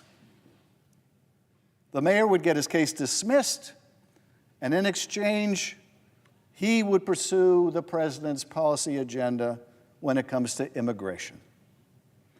If the mayor was guilty of serious corruption, of bribery, of providing political favors to foreign nations in exchange for lavish gifts, and even the Trump DOJ doesn't deny the evidence against him, that just doesn't matter. It just doesn't matter, not if he is a political ally of the president. So who does that hurt? Well, it hurts New Yorkers. It invites more corruption in the city of New York. But this trend, of course, hurts everyone. A big corporation screwing over consumers can seemingly prevent investigation or prosecution now by kissing the ring. Just takes a trip to Mar-a-Lago. A corrupt politician can continue to leverage government resources for their own gain, knowing that they may never be held accountable for their actions. You can even storm this building, and they did. You can storm right into this chamber, and they did. You can trample American democracy. You can beat police officers in the name of this president, and not only will your prosecution be dropped, but you will be pardoned and celebrated. And beyond that, the public servants who prosecuted you will be removed, replaced, or demoted. They will be purged. By using the Justice Department as a shield to protect his friends and a sword to go after his enemies, it is the American people who will lose. Now, just down the street from the DOJ, at the Food and Drug Administration, there is something less talked about, but also quite sinister going on. Elon Musk and his many companies owns one, among his many companies, owns one called Neuralink. Now, this is a company that is aiming essentially to implant computers into people's brains. Now, while I am not personally one to want a Elon-sponsored device shoved into my cerebral cortex, I do believe in responsible innovation, and I even celebrate it. But unfortunately for responsible innovation, within weeks of entering office, Elon and Doge had fired essentially the entire team at the FDA's Office of Neurological and Physical Medicine Devices. You guessed it, the office in charge of reviewing his product. Gone. That sent a pretty clear message through the agency: get on board with Elon or you're out. It feels like par for the course for Elon, but it is really unprecedented in this country. Especially damaging is the fact that this also occurs at a time when they are just massively laying off people at the FDA. Huge cuts in the folks that make sure our medicine and food are safe. Not only does that mean life-saving medicine doesn't get reviewed and deployed faster to the American people, it means that dangerous stuff gets into circulation much longer before it can be stopped. Or maybe if it just gets to slip through with a wink and a nod and a big enough contribution to the Trump meme coin. And if you thought Elon stopped at the FDA, well, I have some more news for you. Doge has pulled the exact same move at other agencies, providing oversight over him or with which he has contracts. The FAA, where Elon Musk has desires for contracts for his Starlink satellite system. The Consumer Finance Protection Bureau, where Elon's companies face a significant threat of oversight, or at least they did before he made that agency largely go away. Or NASA, where Elon's SpaceX has billions in contracts. The Pentagon, more contracts for Elon. And now FDA. You can't find more corrupt self-dealing than that. Not in our history. You may be able to find it in other countries, but until this administration, you couldn't find it here. Now, in the category of good news, I guess if you're really wealthy, there is some good news for you at the IRS. And that is Donald Trump and his buddy Elon are gutting the IRS, tearing apart the agency that ensures that rich folks pay their fair share in taxes so they can't and don't scam the system. Well, by firing thousands of IRS employees, thousands of tax collections of rich folks will never occur, and billions of dollars that could be used to help our communities will never materialize. They're gutting it so that they can say it doesn't work, and then they can gut it even further, all to reward their billionaire friends. But it's worse than that. Much like the DOJ, it seems clear the Trump team has every intent of weaponizing the IRS to go after their enemies. They can order audits against people who speak out, protect those from audits who toe the line. Those attacks won't be just on big business, but also prominent political enemies. They could come for anyone who dares to speak out. A small business that sells a product they don't like, a nonprofit that supports a cause they don't like, they get an audit. But the president's wealthy buddies, no, they do really well. But this gutting of the IRS, this tax giveaway to people by gutting the IRS, this isn't the biggest con. This isn't the biggest con, not by a long shot. Because the biggest con involves trillions of dollars. And that, of course, is the tax cut. How they pay for it and how they don't. Donald Trump, who solicited untold sums from billionaires in the form of campaign contributions and shady schemes to enrich himself, delivers in a way that those donors could hardly imagine. Massive tax cuts for the wealthiest among us, paid for by cutting Medicaid and other vital services, and by borrowing a ton of money from your kids and grandkids, sinking the nation further into debt. Tax cuts for billionaires and more. Well, if you're one of them, that's great news. That means time to buy another yacht, or maybe another vacation home, more money to invest in the stock market, and they may need to, given what the Trump tariffs are doing in the market right now. But that's what their contributions bought them, a few billion here and a few billion there, and pretty soon we're talking about serious money for these wealthy donors and large corporations. But the thing is, these tax cuts aren't free. Yeah, they're using this phony math they call the current policy baseline.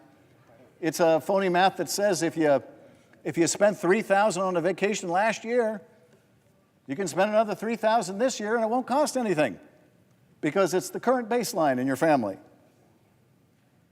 But the reality is these tax cuts aren't free. Somebody's going to pay for them. Well, it won't be the real wealthy that pay for them. Everyone else is going to pay for them. Working Americans are going to see their costs skyrocket. They're going to see their retirement accounts plummet and their Social Security and Medicaid ripped apart to give more money to billionaires. And here's the thing, they don't even pretend anymore. They are happy to admit that their multi-trillion-dollar check that they're about to write to billionaires will be paid for by everyone else. Not just in dollars, but in the programs you rely on, programs you paid into your whole life. Medicaid on the chopping block, Social Security, offices closing, phone lines unanswered. They want it to slowly die on the vine. Food assistance going the way of the dodo bird, and the list goes on and on and on. Life will get harder and harder. That is, of course, unless you're a multi-billionaire who wrote a big check to Donald Trump, which, if he doesn't bring about a global recession, just might turn out to be a pretty damn good investment. During his campaign, Donald Trump promised his wealthy donors that he'd make them even richer by cutting their taxes. He invited many of them to his inauguration. Some even got to stand on the stage with them as he was sworn in. This is who Donald Trump is for. He is for them. He is for the really, really rich. That is whom he represents. We are for you. I yield back.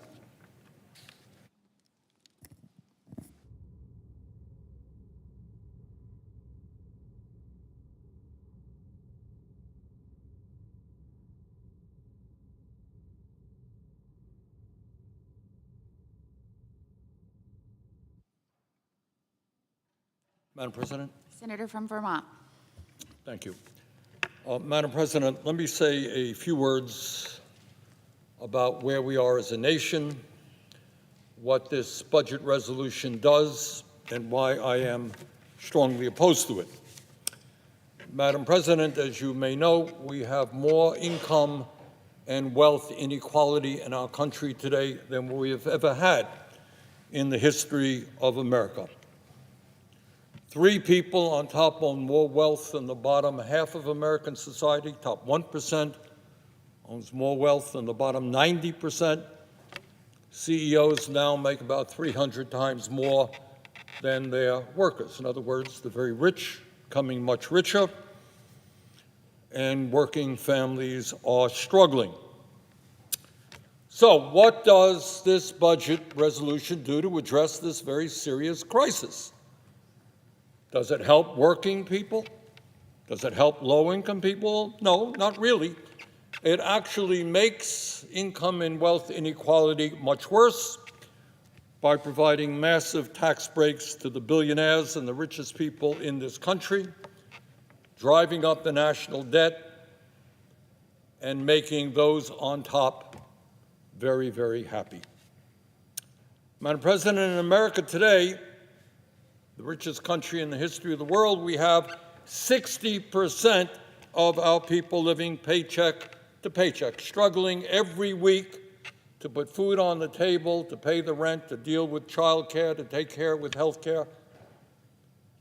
Madam President, real wages, real inflation accounted for wages for the average American worker have been stagnant for the last 50 years, despite a huge increase in worker productivity.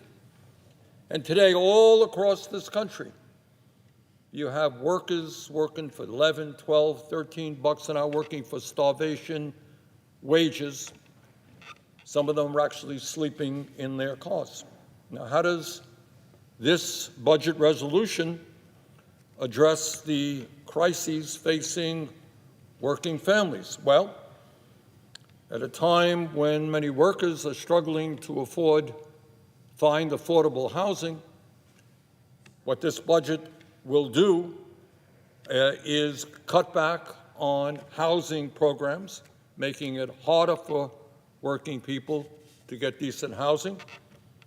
It will cut funding for low-income and affordable housing.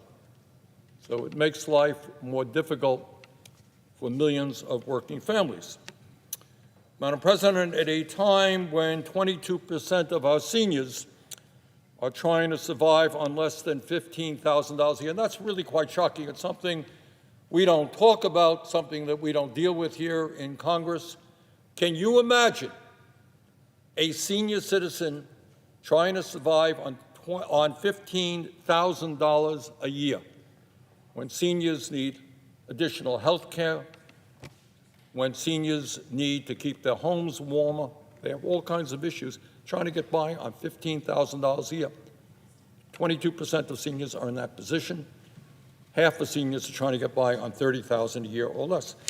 So how does this legislation, this budget, help seniors? What does it do for seniors? Well, it makes it a bad situation much worse. This legislation, this budget, will make it much harder for seniors to receive the care they desperately need in nursing homes. In Vermont, and I expect in most states in this country, we have a major nursing home crisis. Nursing homes are shutting down. Harder and harder for people to get into nursing homes. Well, when you cut Medicaid by $880 billion, you're going to make it much, much harder for seniors to access nursing homes, because 2 out of 3 seniors are dependent upon Medicaid to get into nursing homes. This legislation would also cut back on nutrition programs for seniors at a time when many seniors are having a hard time affording the food that they need. And maybe worst of all, at a moment when Mr. Musk and his billionaire friends are laying off thousands of workers at the Social Security Administration, closing down Social Security offices all over the country, making it harder for people with disabilities and older people to get the benefits that they have paid into for their whole lives. This bill does nothing to address that crisis. Madam President, we right now, embarrassingly, have the highest rate of childhood poverty of almost any major country on earth. A little bit embarrassing, we're the richest country on the face of the earth. We have more income and wealth inequality than any other country. We're seeing a significant growth in the number of billionaires we have, but in terms of our kids, we have the highest rate of childhood poverty of almost any major nation. Now, how would this budget impact our children? Well, it would make a bad situation even worse by throwing millions of kids off the health care that they have. That's what happens when you cut Medicaid by hundreds and hundreds of billions of dollars. This budget would cut nutrition programs that 1 out of every 5 children depend upon. Amazingly, sadly, in America, a lot of kids go to school hungry, and this legislation would cut nutrition programs. Furthermore, for working families, this legislation would do nothing to address the outrageously high cost of child care in America. And by the way, it would make devastating cuts to education, I think significantly in working class communities. Madam President, it is no secret to anybody that our current health care system is far and away the most expensive in the world. We spend about twice as much per capita on health care as almost any other nation. Most Americans understand and deal with the reality every day that our health care system is dysfunctional. It takes forever to get a deal with the insurance companies and get your claims processed. It is extremely cruel. A significant number of people who are struggling with cancer end up going bankrupt because they cannot afford the outrageous cost of the hospital care that they have received. So what does this budget do to address our broken and dysfunctional health care system? Well, hard to believe, but it makes a terrible situation even worse. By cutting Medicaid by up to $880 billion, this legislation could force as many as 36 million Americans off the health care that they currently have. Now, right now, we've got 85 million Americans who are uninsured or underinsured. That number would soar. So, low-income working people don't have a lot of money. What happens when they get sick? We lose 60,000 people a year right now, despite Medicaid, who don't go to a doctor when they should because they can't afford to. This budget would make that situation much, much worse. And at a time when we have a massive crisis in primary health care, not enough doctors, not enough nurses, not enough mental health counselors, not enough primary care facilities where people can get into a doctor when they need. By cutting Medicaid, this legislation would make access to community health centers, something that I've worked on for a very long time, make it harder for people to access community health centers because community health centers are highly dependent on Medicaid for their funding. Madam President, virtually every scientist who has studied the issue has made it clear that climate change is an existential threat to our planet. And I understand that the current President of the United States thinks that it is a hoax originating in China, but that is not what 99.5% of the scientists who study the issue believe.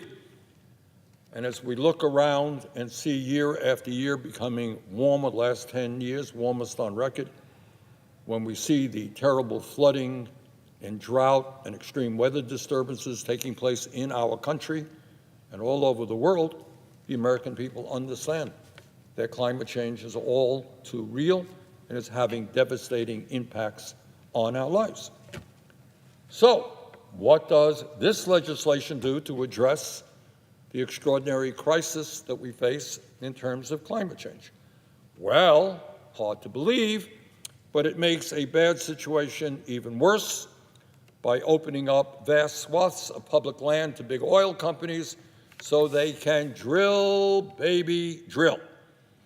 And it opens up public lands to more and more oil companies. Brilliant. We face an existential threat, and this legislation makes that threat even worse. Well, it seems to me, Madam President, that instead of passing this absurd budget proposal, we should move in exactly the opposite direction that this proposal takes us.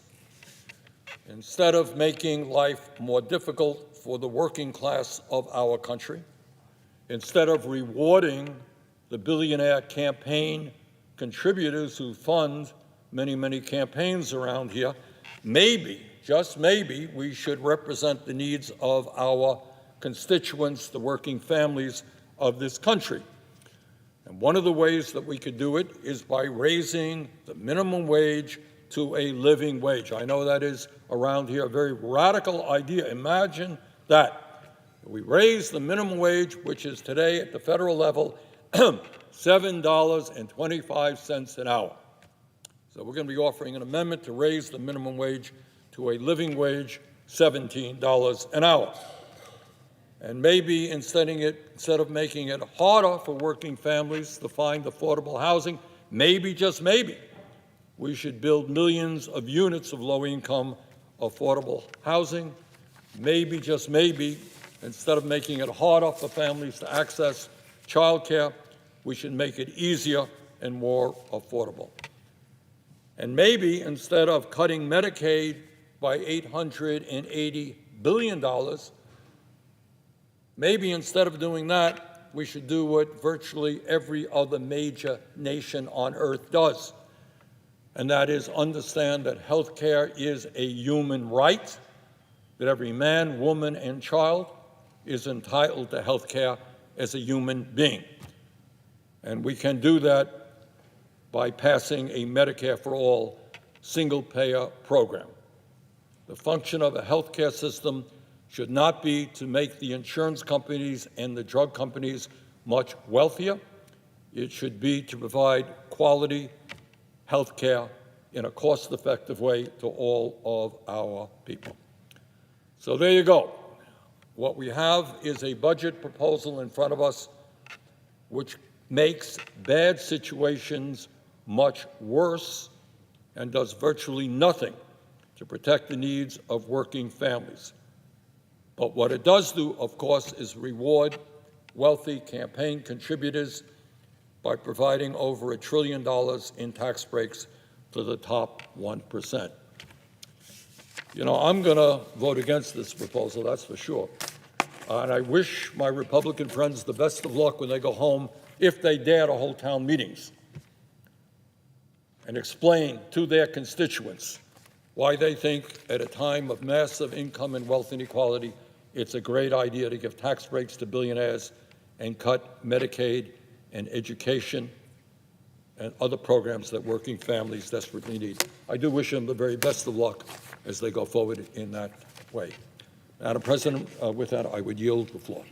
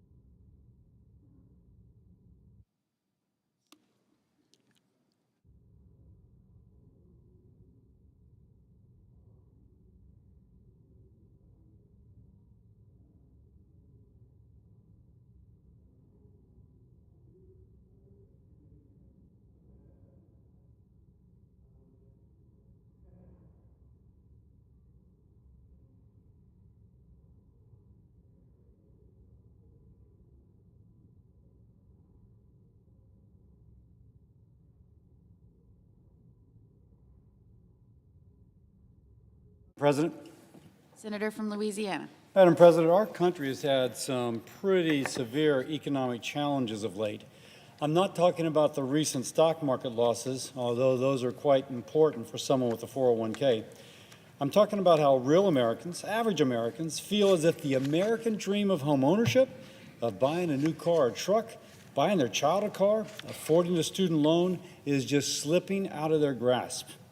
We saw this fear during the Biden administration when inflation was so high, the Federal Reserve increased interest rates, and as these interest rates rose, so did consumer interest rates on all sorts of things, directly impacting the ability of a family to realize the American dream. This speech is about how do we preserve that ability of Americans to achieve that dream, and how what we are doing today, tonight, in this Congress directly impacts that. Now, it may seem pretty distant to someone watching from home, but it does directly impact that. How much money the federal government borrows, how much this budget resolution leads to increased indebtedness, that sounds abstract, but it impacts your ability to buy that home, to buy that car, to attend that school. And some of the process discussions that normally wouldn't work, how does Congress do this, how does it do that, if you're not in Congress, they're actually extremely important to this discussion of how much we are going to borrow and how much we are going to enable Americans in Louisiana, the state I'm privileged to represent, and elsewhere, achieve their dream. Let me explain.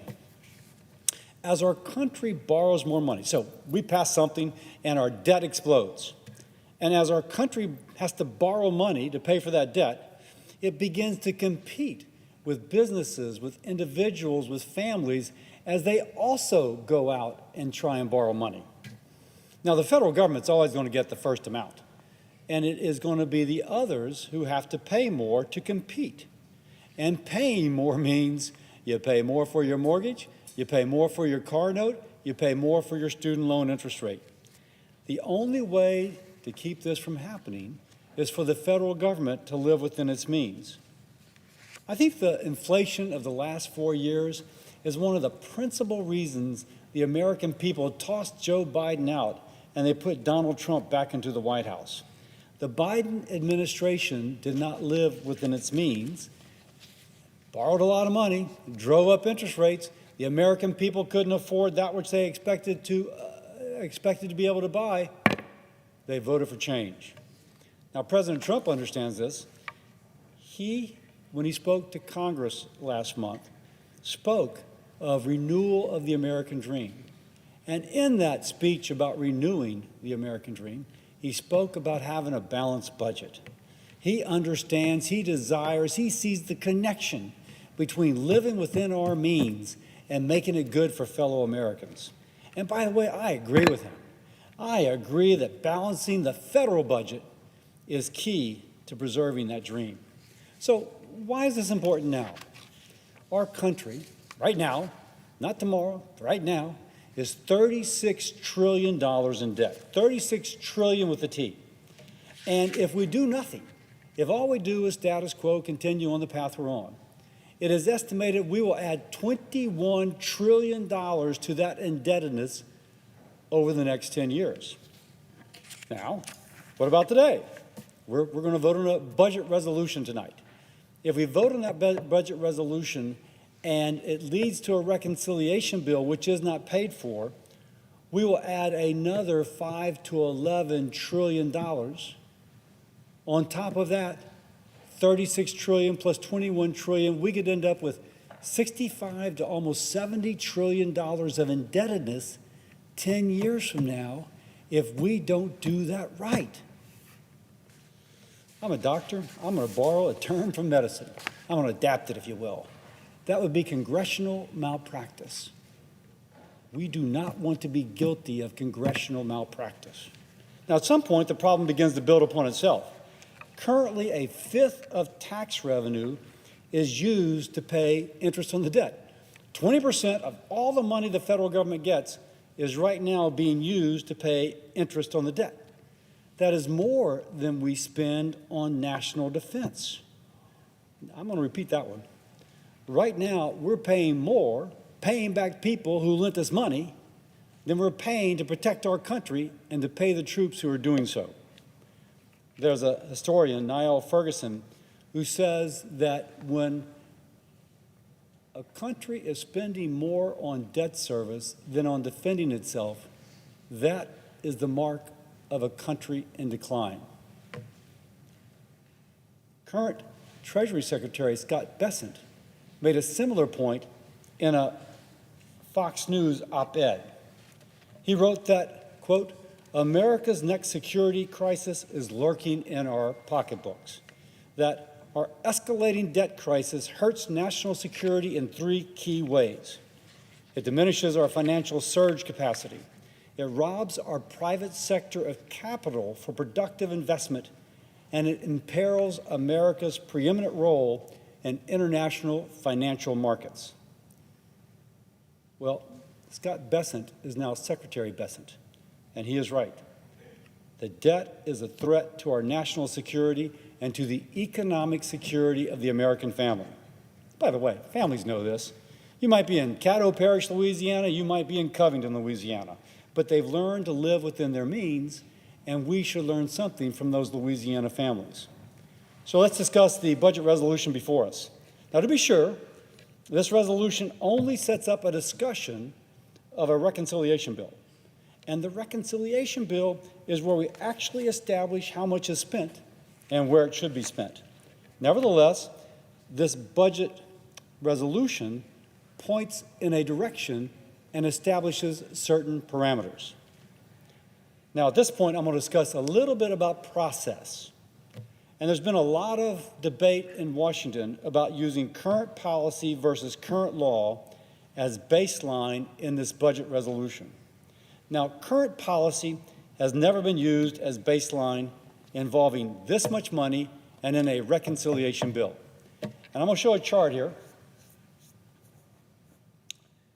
In this chart, this is the years over here. This is 2025 going all the way out to 2055. And this is how much our debt is as a percent of our tax revenue. And you can see that if this is what the Congressional Budget Office says is our current trajectory, that in 2055 we'll have a debt to GDP ratio of about 156%, that under what we're looking at could increase that to 211 to 230%. So this is the trajectory on, which is not great. But if all we do is what we're doing today without any effort to offset it, we would increase this 210 to 230%. Now, somewhere around 174%, the economists say we're in trouble. To borrow a gastroenterological term, I'm a gastroenterologist, we're in deep doo-doo. And in that is what we have to worry about. Now, I've discussed this extensively with my Senate colleagues. I'm pleased to say there is a commitment from President Trump and the White House to work with senators to go through the budget line by line to see where there can be savings. The White House and Congress have committed to working together to decrease the regulatory hassle that keeps a business from starting a new venture, to create more jobs, to hire more people, to give them better salaries. Let's cut that red tape and allow those businesses and those workers to achieve their potential. And doing so increases revenue. When people are making more money, they pay more taxes. Clearly, the president's working hard now to make the government work more efficiently, again, which saves us money. I have been assured that there is a commitment in other ways to pay for the eventual reconciliation bill. Now, I am not saying that I think that it is better that we use current policy as baseline. It's never been done before in a setting like this. I think it establishes a dangerous precedent. It might be within the rules to do so, but it doesn't mean it's wise to do so. And as a conservative, I know sometimes that even if you can open Pandora's box, it's better not to.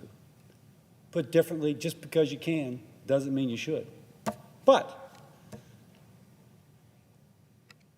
it appears we're going to do that. Also, using current policy as baseline should not suggest to us that the current tax code is perfect. I would say far from it. According to publicly available information, Jeff Bezos, the second richest man in the world, got a child tax credit several years ago. Now, tax credits for children are supposed to go to middle income and lower income families, not to the second richest man in the world. I hope as we go through this, we can modify that. Let the dollars go where they're needed, not to someone who is obviously wealthier than any of us put together. All that said, this vote's not taking place in a vacuum.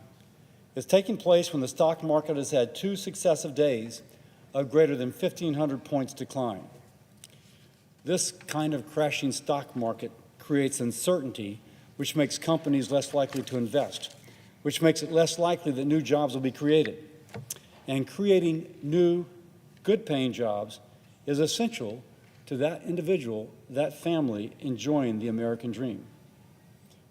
Upon consideration, and given the commitment from leadership, I would say that not passing this budget resolution could increase the uncertainty in the economy, and that is something I do not wish to do. And given the commitment from leadership to pay for this bill by a variety of mechanisms, whether it is from within the reconciliation vehicle or outside of that process, and once more, the need to reestablish confidence among those creating jobs, I will vote for this budget resolution. And as we move on from this budget resolution to the reconciliation bill, I will look to make sure that we are truly paying for it and addressing the national debt. And to that end, let me kind of mention something as an aside. No, not as an aside, as directly impacting this conversation.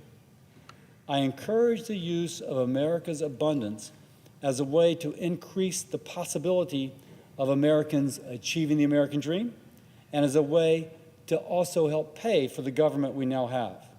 One example, I applaud President Trump for advocating greater exploration of oil and gas on federal lands. This creates great paying jobs. It is a tax base for communities, and it generates significant revenue for the federal government. Not by raising taxes, and it doesn't cut benefits, but by exploiting, if you will, in a positive way, the resources we have to produce that which is essential to living a modern life. I have also proposed in other settings other solutions that can address our nation's indebtedness without raising taxes or cutting benefits. Again, I've spoken to these in the past. I will speak to them in the future. I want America to be great for all Americans, that we can all live to the limits of our God-given gifts. Creating opportunity is part of this. My hope, my expectation, is that through this process we are currently in, we will create more opportunity for every American to express his or her God-given gifts and to achieve the American dream. With that, I yield.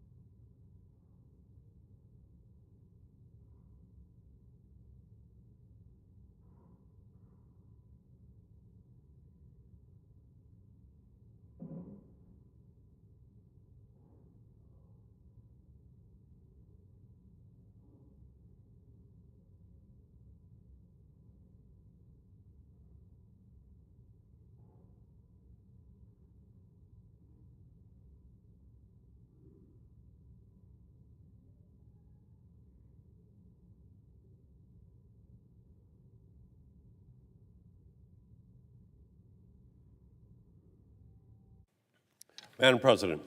Senator from Massachusetts. Madam President, are we in a quorum? We are not. Thank you, Madam President. Madam President, Social Security is under attack. Donald Trump, Elon Musk, and Doge are revving up their chainsaw and coming after America's earned Social Security benefits. They are cutting staff, slashing services, closing offices, and lying about the program. 10 days from now, the Doge chainsaw is threatening to cut phone services at the Social Security Administration. Cutting the phone services at the Social Security Administration, jeopardizing benefits that seniors earned through a lifetime of work. In 2023, do you know how many people died waiting for their Social Security benefits? 30,000. 30,000 Americans. What do we think now about doing away with 1-800 phone service, and what will that do to wait times that are already too long?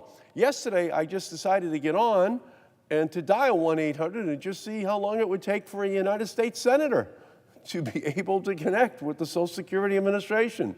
It was a half hour, it was an hour, and then they just said, there's at least a 2-hour wait. Well, for Grandma and Grandpa, you know, we just don't want them waiting a couple of hours or more in order to get the information they need about, for most of them, or a lot of them, the only check in their life, the only thing that keeps them with the capacity to be able to pay for the groceries, the rent, or even for the phone service. But at the Social Security Administration, over the last 8 weeks, it's now 1-800, dial the number, and then just wait. So the administration is then forcing people to, instead of being able to use the phone, they're saying, get online, Grandma. And then Grandma is saying, oh, you know what? I forgot to take that computer course 30 years ago, and I'm 88 now. But they're saying, you got to learn how to go online, Grandma. Or else no Social Security benefits because we're cutting off the phone service. Or drive. Just get out there in the car. And some of the Social Security offices are a couple hundred miles away from people. But that's the plan. We're 10 days away from that being put into place. And that's even if the field office is still open for Social Security, because they're planning on cutting the field offices as well, just for people to be able to access their earned benefits. And why is this happening? Well, because of the lie that Social Security is rife with fraud. That is a lie just like claims of fraud made by President Trump when he said someone was listed in the Social Security system at age 360. So let me say that again. He claimed someone was 360 years old, older not just than the entire Social Security program, but older than the United States of America, because that person would have had to have been born in 1659.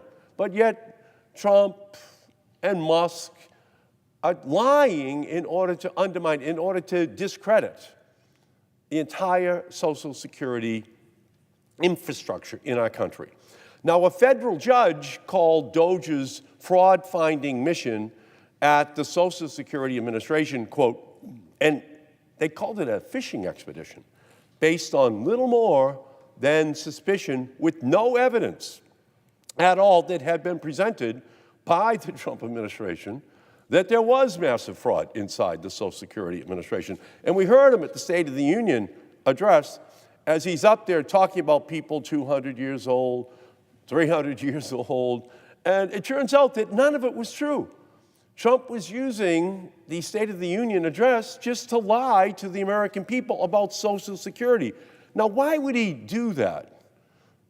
Why would he lie to seniors in our country? Why would he lie to people with disabilities? Because, very simply, the Republican Party from 1935 on opposed the Social Security system from being put into place in the first place.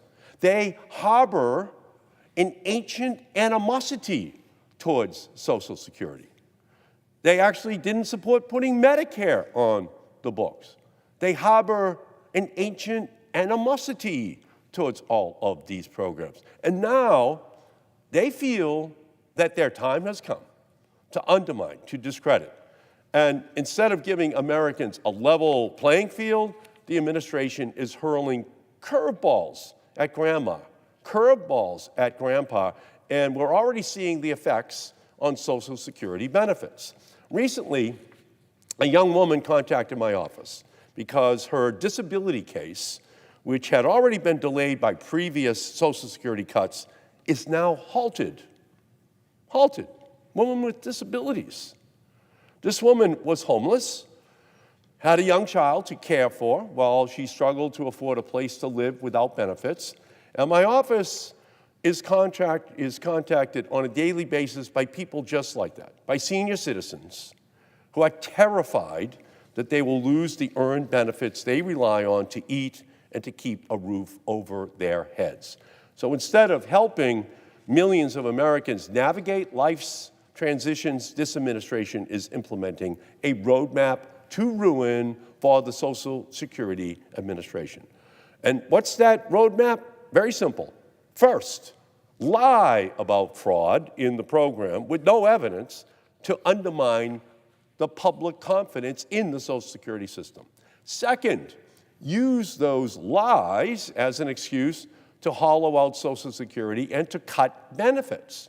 And third, raise the retirement age and privatize Social Security, handing your benefits over to Wall Street, making the billionaires richer and our seniors poorer. Can you imagine if the Republican playbook had been put in place during the George W. Bush administration, which was to put all of this money out into the market? There would be seniors all across our nation having a Pepto-Bismol moment in the marketplace, wondering what was happening to their life savings. So that was the program that they tried to put in place during the George W. Bush's administration. It still is the plan, but we should not, in fact, fall for that because we can't trust the markets to guarantee the returns which seniors are going to need in order to have a predictable and safe retirement. Social Security isn't a budget line, it's a lifeline. And for too many of the people who are advocating for privatization, GOP really stands for get old people. That's the plan. If you kick them in the heart, you're going to break your toe. It's a lifeline. In Massachusetts, 1 in 5 people in Massachusetts rely upon Social Security benefits to put food on their table, to buy groceries, and to pay their bills. Here's an astounding number. 22 million Americans are dependent upon Social Security to the extent to which they would be thrown into poverty if they just missed 1 month's check. And that includes about 16 million seniors, 268,000 of whom live in my home state of Massachusetts. If you need a reminder why our seniors should never rely on Wall Street for a secure retirement, take a look at the stock market this week. Trump called Wednesday Liberation Day, but it should really be called Obliteration Day. We've seen the stock market absolutely obliterated over the past 2 days, thanks to Donald Trump. Today, the Dow dropped 2,200 points. It was the worst day for the market since 2020, and now the market has lost more than 10% of its total value over the past 2 days. Grandma and grandpa should not be trusting the casino of Wall Street for their retirement benefits. That's why we set up the Social Security system in 1935. Donald Trump has instituted a reckless trade war, and seniors are seeing their 401ks and retirements evaporate on top of his efforts to slash their health care and Social Security benefits. The only thing the Trump administration and Senate Republicans are offering our seniors is social insecurity. Mr. President, Madam President, Social Security isn't rife with fraud. It's not a Ponzi scheme, as Elon Musk called it. It isn't something that can just be turned off. Social Security is a promise we made to current and future generations who would be absolutely broke if we did not fulfill our promises to them. Republicans and DOGE are taking a sledgehammer to the benefits that are a lifeline, a true lifeline for people with disabilities, and that seniors have worked hard their whole lives in order to earn. Social Security is not an entitlement, it is an earned benefit. And Republicans haven't been able to destroy Social Security yet.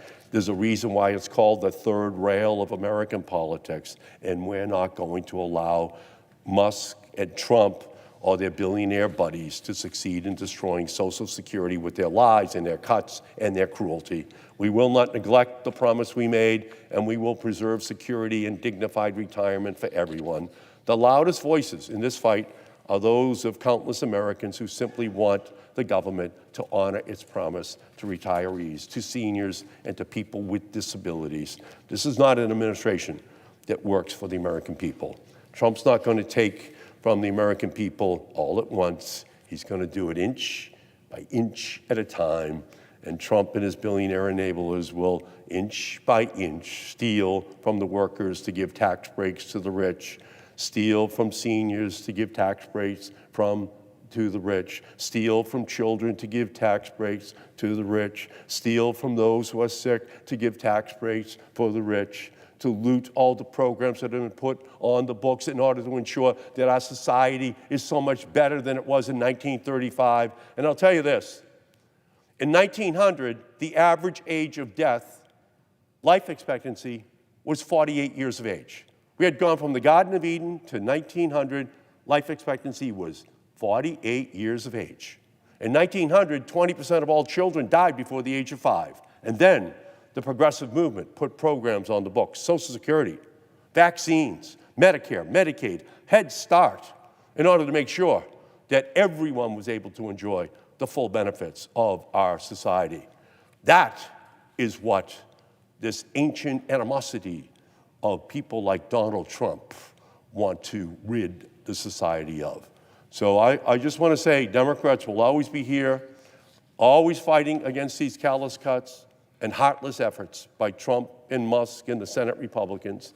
And we're going to do it on vote after vote, all night and into the morning, in order to make sure that the American people understand who is on their side. So with that, Madam President, I yield back.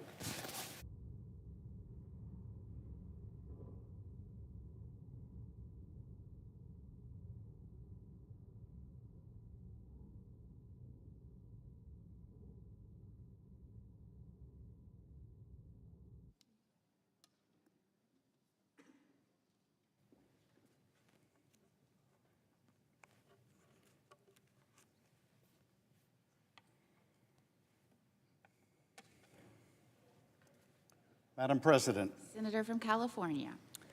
this week Donald Trump spent his time doing three things: golfing at Mar-a-Lago, announcing his latest set of tariffs that will cost families $3,800 more a year, and that are so chaotic and far-reaching that they included retaliatory tariffs on a remote island inhabited only by penguins. I kid you not. And third, advocating for cuts that would destroy the services and benefits millions rely on for their health care and retirement savings. Today, with the stock market in the tank and the nation's economy in free fall, we're expected to vote on this failed businessman's latest brilliant financial plan for the nation.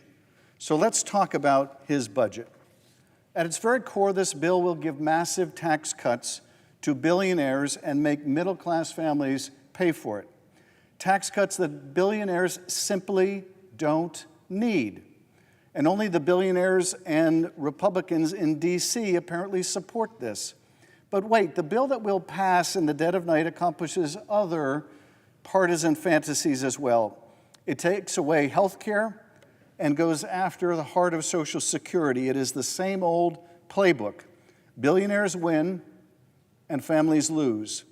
And lest we forget, it's the exact same playbook that they ran in 2017. So how exactly is this a win for billionaires? 2/3 of all of the benefits in this bill go to the super wealthy and corporations. 2/3. Over the next 30 years, this bill would spend $25 trillion, that's trillion with a T, on tax cuts for the wealthy and big corporations. It would add $37 trillion to the debt. $37 trillion. That will double the nation's debt. Double it. It will also, by the way, hand tens of millions of dollars to Elon Musk just in the next few years. So he makes out like a bandit. But if you're a family earning, I don't know, $30,000 a year, struggling to get by, or maybe $50,000 or $75,000 a year, you'll be lucky to see any tax relief from this plan. But if you're in the top 0.1%, you'll get an extra $300,000 a year at the very least. For every dollar that would go to people waiting tables or teaching at a preschool, someone in the top 0.1% would get over $52,000. That's $52,000 for every dollar that someone waiting tables or teaching at a preschool will get. To pass this bill will mean that the top 5% of earners will get nearly half of all the tax benefits. That is just not right, not fair, not wise, not sound, not sustainable. Life is already too hard for working families without taking more from them to make the rich even richer. So how is this bill a loser for families? It's a loser because it would raise costs by more than $1,000 on low-income Americans across the board, from health care to groceries to housing. Families who are already hurting and are going to be hurting more big time because of Donald Trump's massive tariff tax. Tariffs that are raising the costs of everything they buy, from coffee to the eggs they have for breakfast, to the clothes they dress their kids in before school, to the gas they use to drive to work, to the materials their small businesses import, to the meals that they have when they arrive at home or the sandwich they grab in between jobs. These families are getting punched right in the gut. And Donald Trump knows it, and knows that this budget would amplify their pain. Because beyond exploding costs for working Americans, it will also decimate Medicaid, threatening health care for nearly 80 million Americans. That's 2 in 3 nursing home residents, 2 in 5 children, and 1 in 3 Americans in rural communities. But even if someone isn't on Medicaid, they'll still feel the cost, they'll still feel the pain. Medicaid is the largest insurer in the nation, so when it goes down, so will the care that so many families rely on. Now, whether you're on Medicaid or you are not, it is your local hospital that may close. Clinics will close, doctors will have to move or shutter their practices. Care that used to be maybe one town away will now be an entire county away, and a very long drive, especially for Americans in rural areas who already cannot afford the cost of living. This bill would be the equivalent of an atomic bomb on the care and the caregivers they rely upon. Caregivers like Sabrina Bishop, a California home care provider. She serves 3 clients around San Diego. 2 are disabled veterans. 1 receives care through California's in-home support services, all of which is funded through California's Medicaid provider, Medi-Cal. Bathing them, medication management, cleaning, laundry, food preparation. She does it all. She lives with her client, Mike. He is at the end stage of dementia and unable to communicate. He can't dial 911. If he sees any medication bottles, he'll just take them. If he sees a car door open, he might just get in, no matter whose car it is. Here's what she told me. My work means that he has someone to help him, that he can safely live and with dignity in his twilight years. Many of the folks who rely on funding from Medicaid don't have a family who can help with around-the-clock care. And without the services that she provides, which are funded by Medicaid, those people won't get their medications on time or be bathed or fed. We are talking about a person's most basic needs. If funding were to get cut more, Sabrina says she thinks many caregivers will just decide they can't afford to do the work they love anymore. There's already a major shortage of care providers. Thousands of people who need care are stuck on waiting lists. And Republicans in this bill want to make things so much worse, so much worse. Seniors and disabled individuals will be trapped in their homes without anyone to look after them or be institutionalized at greater cost, if indeed they can even find a skilled nursing facility that is still open. When asked what she wants members of Congress to understand about her situation, Sabrina said, "Don't be so quick to cut funding for Medicaid. You yourself may end up needing a caregiver. You may be diagnosed with a terminal disease at your next doctor's appointment. You may have a car accident and can no longer take care of yourself." But without Sabrina and the countless others who do the life-saving work that she does, there may be no one to call. That's what we're talking about here. And yet that's what this administration and this Congress seems intent on doing, to deny this care, to give Elon Musk, Donald Trump, and all of their billionaire friends even more money. And that is a disgrace. What about Social Security? On that one, DOJ is starting the dirty work already. We're already seeing the cuts and the clawbacks, Elon and his bros heading into Social Security Administration and firing the staff that make sure you get your check on time. They have plans to close 26 Social Security offices this year alone. They're cutting phone services and pointing seniors to online options that are often unreliable and inaccessible, and if we're being honest, something that not all seniors are able to do. But this is their plan. They're taking a program focused on helping seniors and then turning around and removing all the tools seniors use to get the help that they need. And they're not hiding it. They're celebrating it. Donald Trump's co-president, Elon Musk, went on Joe Rogan to say that Social Security was, quote, the biggest Ponzi scheme of all time. The billionaire Secretary of Commerce, Howard Lutnick, said that his mother-in-law wouldn't even notice or care if her check didn't arrive, that only fraudsters would complain if their check didn't arrive on time or at all. And Donald Trump himself, who stood in front of Congress and delivered an address so riddled with false claims about Social Security that it was impossible to disguise his true intention. And that is to sow mistrust, broad mistrust, so they can come for it all, so they can slash it and leave seniors in the lurch, so they can privatize it. That is their plan for much of the federal government. First, they cut the staff, then they cut the services, and finally they say, it doesn't work. It doesn't work. Privatize it. Let the billionaires run it. Put it in the market. What could possibly go wrong? Have you seen the market lately? Leaving your hard-earned benefits to the whims of the stock market that Donald Trump has so recently destroyed, plunging millions of seniors into poverty. That is their plan, all for a few more bucks in their pockets. It is up to each of us to stop them, to protect Social Security and Medicaid.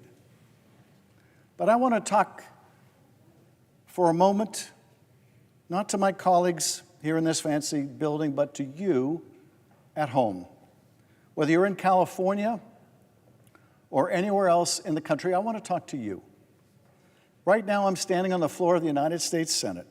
In just a few hours, we will be voting on a budget resolution that sets the framework for government funding.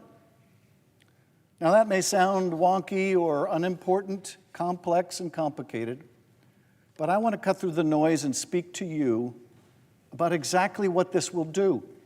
In the simplest terms, it will make your life more expensive, make your health care more inaccessible, and sow the seeds to slowly destroy or privatize Social Security.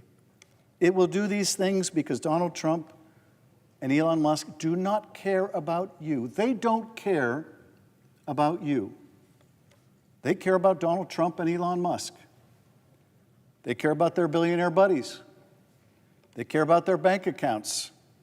They don't care about you or the fact that whether you can afford a home or you can't afford a home, whether you have the money to take vacation days that you have saved up, whether you can afford to take your kid to the hospital, whether you have to drive 2 or 3 hours to the nearest hospital.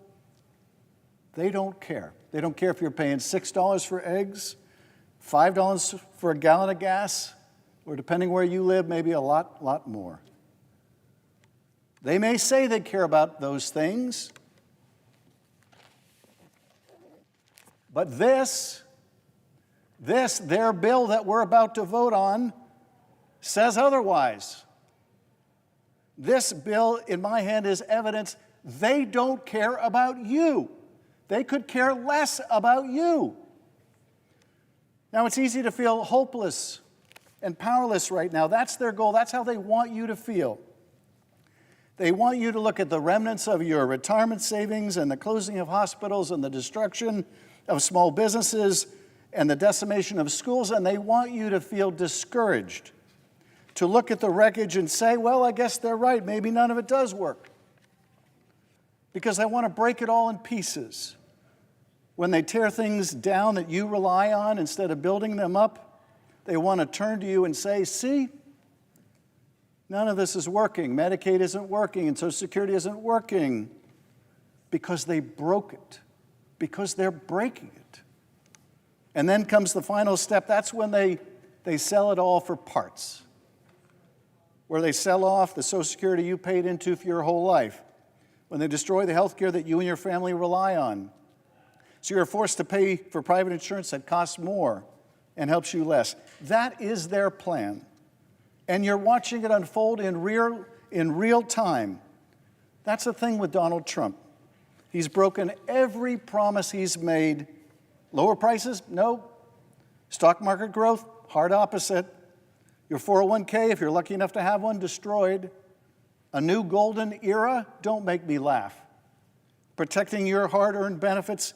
They're on the chopping block right now. Donald Trump has broken every single promise he's made except one. The promise he made from a gold-plated Mar-a-Lago podium when he told a room full of the richest people in America, and I quote, "You're all people that have a lot of money. You're rich as hell. We're going to give you tax cuts." Well, it turns out those tax cuts are arriving right on schedule, and we will be footing the bill. But you can do something about it. You are not powerless. Make your voices heard. Madam President, I yield back. Senator from Delaware. I get a lot of questions from my constituents. Delawareans raise a lot of issues, whether they're stopping me at the Wawa, talking to me on the train, knocking on my door. They ask me about three things, more than anything in the last few months. They're concerned about Elon Musk having huge access to their personally identifying information. They're concerned about the richest man on earth, who they didn't elect, getting into their data. They're concerned about Trump's tariff tax and how the tariffs he's just imposed are yanking up prices for everything in our country. And they're also deeply concerned about Social Security. I'm going to focus for a few minutes about the alarm I'm hearing from Delawareans that the Trump administration, Elon Musk, and Republicans in Congress are going after our Social Security net, the social safety net, the Social Security benefits that so many rely on for stability and security in their lives, as part of the bill that's moving on this floor tonight to help pay for tax cuts for billionaires that are buddies of Elon Musk. Ask American seniors what they think of Social Security, And they'll tell you it's an earned benefit. It's a vital lifeline. It's the thing that keeps them out of poverty, pays for their medication, helps them afford rent, helps them live decently and safely. 70 million Americans get Social Security benefits every month. 4 out of 10 rely on it for a majority of their income. A few quick examples. Arlene reached out to my office. Arlene's a Delawarean whose husband died in January, and she relies on Social Security to keep paying her bills. Senator, what's going to happen? Ian, a disabled adult who's able to work a few hours a week but requires assistance with simple tasks from his mother due to his intellectual disabilities. Without Social Security and the disability benefits he gets, his whole livelihood is at risk. Kathleen reached out to tell me what she thinks of Social Security. She said, and I quote, "I'm a 64-year-old disabled woman. I'm concerned about my Social Security disability. I'm totally dependent on that check, and I'm terrified of what's happening with Doge." Cheryl Ann wrote my office saying, "I'm 68 and still work to keep from falling behind in my bills. Since COVID, prices have gone up, and with all these new tariffs or taxes, seniors can't make ends meet. I want to retire, but I'm afraid that with Trump messing with Social Security and Medicaid, how can I?" A simple question then. What happens to Arlene, Ian, Kathleen, Cheryl Ann if Republicans are successful in further undermining the stability and the reliability of Social Security? What happens to millions like them for whom this program is what keeps them able to afford their medications, keeps food on the table, keeps a roof over their heads? I've told you what Delawareans think of Social Security, but if you ask Elon Musk, he'll be clear. He's called it a Ponzi scheme. Maybe you don't know Mr. Ponzi. A Ponzi scheme is a fraud. It's something that's fake. It's a Jenga puzzle that comes tumbling down when you pull one of the key pieces. A Ponzi scheme is a fraud. Already, the Doge boys are slashing the workforce at Social Security. They're making it harder for seniors to get the benefits they've earned. They're cutting the budget, firing employees, closing offices, and these needless cuts will just make it harder for seniors to get answers to their questions and to get their checks, forcing those seniors who live in rural areas or who are disabled, like the few I just cited, to struggle to access what they've earned. Doing all of this in the name of cutting waste and fraud is compelling because where there is waste and fraud, we should go after it. But there are tiny amounts of fraud in this program. Don't take my word for it. Listen to Lee Dudek, the Trump administration's chosen acting Social Security commissioner. Lee Dudek, the Trump administration's acting Social Security administrator, at a press conference just last month, estimated that of all the Social Security payments every year, 0.00625%, less than 0.1%, are fraudulent. That's actually, less than 0.01%.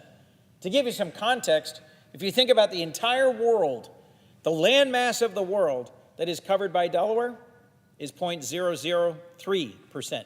And Delaware is pretty small, and the world's pretty big. That gives you a sense just how small the fraud is in this program that is treasured by Americans. Doge's favorite talking point about dead people collecting Social Security has been debunked more times than I can count. They claim there's people 200, 300 years old still getting benefits. President Trump said the same thing right here in the Capitol in his address to Congress as he read out the names of folks 200, 250, 300 years old. There's only one problem. It's not true that they're getting benefits. The badly outdated Social Security computer system has a problem with birth dates, and it automatically adds a reference point in certain date errors that's 150 years ago. So yes, there are names on a register of people who were born, allegedly, a long time ago. But for the last decade, the Social Security Administration automatically stops payments to anyone over 115 years old, automatically. The checks aren't going out to people whose birth date is recorded as 200 or 250 years old. An independent inspector general looked at this question and said, almost none of the number holders discussed in the report receive payments. So if the fraud doesn't exist, why do they keep talking about it? Well, they have to find ways to pay for tax breaks for billionaires. House Republicans have made plain they want to cut $2 trillion in spending to pay for their massive reconciliation bill that we will soon turn to. And you can't do that without touching Medicaid or Social Security. Let me conclude. Social Security is not a giveaway. It's not riddled with waste, fraud, and abuse, and Democrats are united in protecting Medicaid and Social Security. We need to strengthen Social Security, not cut it. And I stand with my colleagues and every Democrat in this body in saying, hands off of Social Security, President Trump and Elon Musk. Thank you, Madam President. With that, I yield the floor. Madam President. Senator from Hawaii. Madam President, leave Social Security alone. Leave Social Security alone. Donald Trump wants to gut the most successful anti-poverty program in American history. Over the past 3 months, his administration has made sweeping cuts to Social Security in ways that are already being felt across the country. Wait times have doubled to as many as 4 or 5 hours. Local field offices are closing, websites are crashing, and people are understandably panicked about getting checks or missing payments altogether. But according to Commerce Secretary Lutnick, there is nothing to worry about. Quote, let's say Social Security didn't send out their checks this month. My mother-in-law, who's 94, she wouldn't call and complain. She just wouldn't. She'd think something got messed up and she'd get it next month. She wouldn't complain. Well, when your son-in-law is a billionaire, a missed check is not a very big deal. But when you're a senior on the island of Oahu, where the average rent far exceeds the average benefit. I want you to understand that. The average benefit is about $1,900. The average rent is more than $2,000. 300,000 people in the state of Hawaii depend on Social Security, and the vast majority of them, Social Security is either all of their income or most of their income. The idea that we are going to balance the budget on the backs of seniors who have paid into an earned benefit is immoral. It is wrong. And I speak on behalf of all of my constituents who depend on it. It's not just the 300,000, it's all of the family members. It's all of the family members. I speak on behalf of my mother and father-in-law, George and Ping Kwok. George Kwok worked all his life in a kitchen. Sometimes he was an employee. He eventually ended up owning a place called Kwok's Chop Suey. He sold it and bought a home for his mom and helped to send his daughter to college. Then he started to get blind, and he burned his hand in a fryer. And so he was unable to work, and he took Social Security disability. He deserves that money. Leave Social Security alone. Social Security cuts were always the third rail in American politics. Even anyone on any side of the aisle with any sense of how to get elected knew not to touch that third rail, but they are grabbing this third rail with both hands. I want to quote a couple of my constituents. One constituent wrote to me, "We are elderly and we are concerned about the potential of cutting Social Security checks. We paid into the system our entire working lives and fear we can't afford food, water bills, and medical care. What will happen with these cuts and the cost of living going up? What will be our safety net? We are afraid of what's to come." Another wrote, "I worked for 36 years for the federal government, including 4 years as active duty Air Force in Vietnam. I contributed to Social Security with the explicit understanding that I would get Social Security as a portion of my retirement. Cutting Social Security means I lose about a third of my retirement with no recourse. I am 77 years old with health issues and haven't planned on getting another job. My wife was a flight attendant for Hawaiian Airlines for 50 years and also depends on Social Security for her retirement. It is completely unfair when she paid into Social Security for more than 50 years just to be abandoned when she is 70 years old. Another constituent. I'm a 73-year-old woman who, unlike billionaire Commerce Secretary Lutnick's mother-in-law, cannot afford to miss or reduce my Social Security payment. It is my sole income, and I needed to pay rent and buy food. I worked hard all my life and contributed my fair share of taxes towards Social Security. I'm not asking for a free ride. I earned my Social Security. I am not asking for a free ride. I earned my Social Security. Leave Social Security alone. I yield the floor.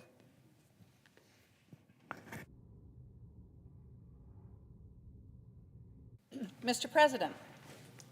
Where is she? Oh, Senator from Minnesota. Thank you, Mr. President. Mr. President, I rise today to call out the threat that this Republican budget and the Trump administration poses to Social Security. President Trump and Elon Musk's move fast and break things mentality is breaking Social Security. And it is obvious that they intend to dismantle Social Security, which will hurt the millions of Americans that rely on it, that count on it, including more than 1 million Minnesotans. Now, one thing that I have learned over the last 70-some plus days is to believe these guys when they tell us what they mean to do. So when Musk recently called Social Security the biggest Ponzi scheme of all time, I'm sure that he meant it. And when he said entitlement spending is, and I quote, the big one to eliminate, I believe him. And then you have Commerce Secretary Howard Lutnick, who recently said that if his 94-year-old mother-in-law happened to not receive her Social Security check in 1 month, she'd just wait for the next one. Well, I have news for Secretary Lutnick. When people don't get their Social Security checks, they aren't just waiting for the next check, they could be waiting for their next meal. Secretary Lutnick is clearly not in touch with the reality that 22 million Americans, including more than 16 million seniors, would be living in poverty were it not for Social Security. They don't have bank accounts millions sitting in a bank account somewhere. They have a food shelf visit or missed rent or rationing their prescription medication ahead of them. So this is not just an inconvenience or a hassle for them. It is their security, their dignity, their health, and their well-being. And, you know, it's not just Musk and Lutnick that are out of touch. Acting Social Security Commissioner Leland Dudnick threatened to shut down the entire agency in a fit after a federal judge informed him that DOJ is not allowed to root around in people's personal data. And Frank Bisignano, a billionaire that is President Trump's pick to run the Social Security Administration, he has said that he is a DOJ person, and I believe him. And this is evidently just fine with Senate Republicans on the Finance Committee who all voted for him. And I have no doubt that the rest of the Republicans in the Senate will too, because they seem unwilling or unable to stand up to Donald Trump. I think they're just scared. Now, President Trump understands that Americans love Social Security, and so he says, don't worry, my administration won't touch it. Come on now. Americans understand. We can see what's happening. And as my mother used to say, I wasn't born yesterday. We can see that President Trump and Elon Musk are crippling Social Security by making it nearly impossible for people to get their benefits.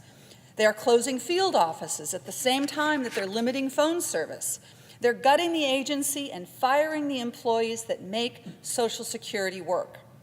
In Alexandria, Minnesota, for example, they've fired half the staff. In Rochester, Minnesota, they've fired 40% of the staff. Since Donald Trump took office, the number of calls for help with Social Security into my office has more than doubled compared to what it was in the same time frame last year.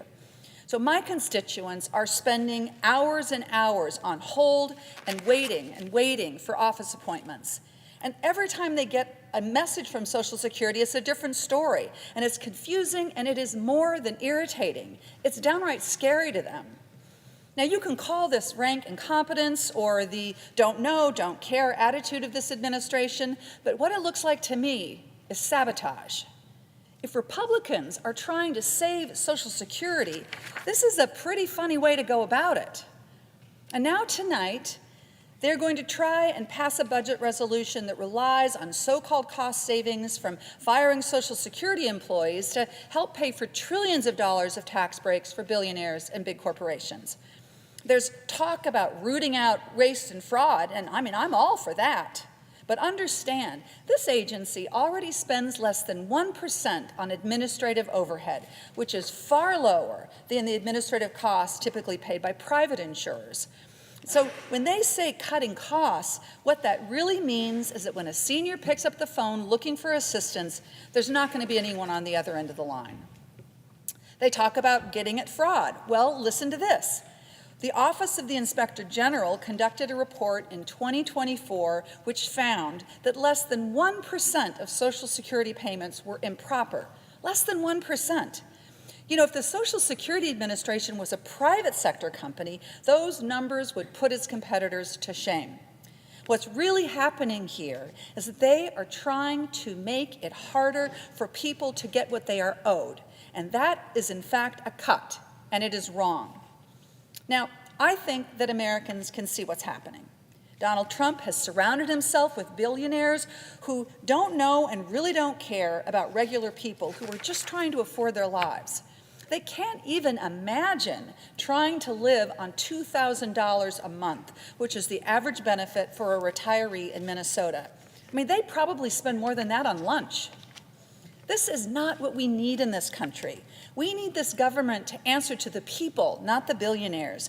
We don't need more tax breaks for the wealthiest and most successful people who are doing just fine. Thank you very much. What we need to do is to make Social Security work better for people who have worked hard all their lives, paid in, and deserve a secure retirement. My office, Mr. President, has also received tens of thousands of messages from Minnesotans, and they want us to protect and to strengthen Social Security, not tear it down. And so that's what I'm going to do. Social Security is a universal benefit, and it is a promise that we have made to each other that after a lifetime of hard work, you won't have to worry about a safe, decent, affordable place to call home, a good meal to eat, and the time and the space to enjoy your life. And when this budget resolution gets a vote later tonight, I'll be thinking about Social Security and about the 73 million Americans who count on it, and I will be a hard no. Thank you, Mr. President. I yield the floor. Senator from Oregon. I ask unanimous consent that Chance Mitchell, a law clerk on the Budget Committee minority staff, be granted floor privileges during the consideration of House Resolution 14. Without objection. Thank you, Mr. President. Throughout these 25 hours of debate, there's been one theme that no member of this body should forget, that no American should forget, because it's the heart of this bill. And what is the heart of the bill? Families lose and billionaires win. This bill features $2 trillion in cuts to core programs in healthcare, housing, and education, the programs that help families stand on their feet and thrive and move into the middle class and succeed, and their children succeed, and the next generation. But no, my Republican colleagues say, slash those programs, because they're not the folks who power our campaigns. We don't care about the families struggling to succeed. Well, no, what we care about are the billionaires. So we wrote this bill for billionaires. Just how much? Well, that $2 trillion funds tax breaks for the richest Americans. And then, because that's not enough, this bill borrows $37 trillion over 30 years to fund additional tax breaks. $37 trillion in debt. Cuts to programs for families to fund tax giveaways to the richest Americans. That's what this is about. If you care about health care across America, if you know that Medicaid provides, well, in my state, about a third of our citizens have health insurance through Medicaid, our rural clinics, our rural hospitals do far better. And why do they do far better with Medicaid? Because patients can pay bills because they have health insurance. Medicaid, critical for programs for people to get out of their addiction. Medicaid, critical for seniors to be able to get nursing home care. Medicaid, essential for those with disabilities. It plays a huge role for our veterans. And they want to strike it down. And they want to strike down Social Security. Get rid of all the clerks that make Social Security work, that turn the gears and make sure the checks go out on time. Because why should we worry about Social Security? Billionaires don't need Social Security. Strike that down. How about lunch programs for schools? We know that kids learn far better when they have a full stomach. So programs like that matter, but not to the billionaires, not in this bill. $2 trillion in cuts for programs families depend on to fund massive tax giveaways to the richest Americans. And then, on top of all that, a gimmick to say to the American people, while we're adding $37 trillion in debt, we'll tell you we're adding nothing. It's called current policy baseline. It's magic math. It's like this. You rent an apartment. Apartment costs you $2,000 a month, $24,000 over the year. You rent it for a year under contract. And then you get to the end of the year and you say, I think I'll sign a contract for a second year. And you say, oh, but that will cost nothing. That's the magic math. Well, we know, everyone knows it'll still cost $2,000 a month or more with inflation. More because the rent might go up. But the magic math from the Republican side says, no, it's zero. It's zero. Extending new tax benefits that would have expired costs $37 trillion. And Republicans say, just pretend it away. Now, what I would like to understand is why the party that has often run on fiscal responsibility has decided, first of all, to strike down the nonpartisan numbers that create an honest debate.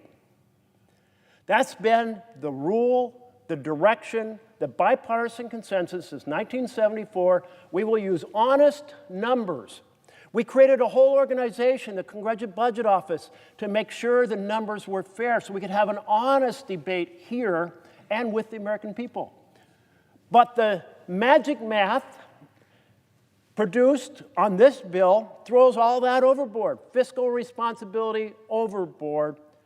Massive $37 trillion in new debt from this bill. You know what? Our entire national debt today is less than $37 trillion. This one bill produces even more debt that's been piled up over 249 years since the Declaration of Independence. If that isn't fiscally irresponsible, I don't know what is. You know, you may ask, don't those folks who are struggling, the 1 out of 10 who are really trying to get on their feet, is there something for them? Well, the estimate is that they get the equivalent of $6 a year. Well, I mean, if you have a fancy cup of coffee at Starbucks, not where I go for coffee, but many do, it costs about $6. This bill doesn't give a cup of coffee a day to the bottom 10%. It doesn't give a cup of coffee a week to the bottom 10%. It gives 1 cup per year. That's what you get out of this bill if you're in the bottom 10% struggling to get on your feet. Don't drink it all at once. Just one little sip each day for 365 days. Because you, in the bottom 10%, are not a billionaire. Going to cut your programs that get you on your feet, the fundamentals for families to thrive in healthcare and housing and education and good-paying jobs to enrich the richest Americans. This is perhaps the worst bill I have ever seen debated on the floor of the Senate. So colleagues across the aisle, turn back to your speeches and your election campaigns that said, I'm for fiscal responsibility. and come and join us and write a real bill in which families thrive and billionaires pay their fair share of taxes.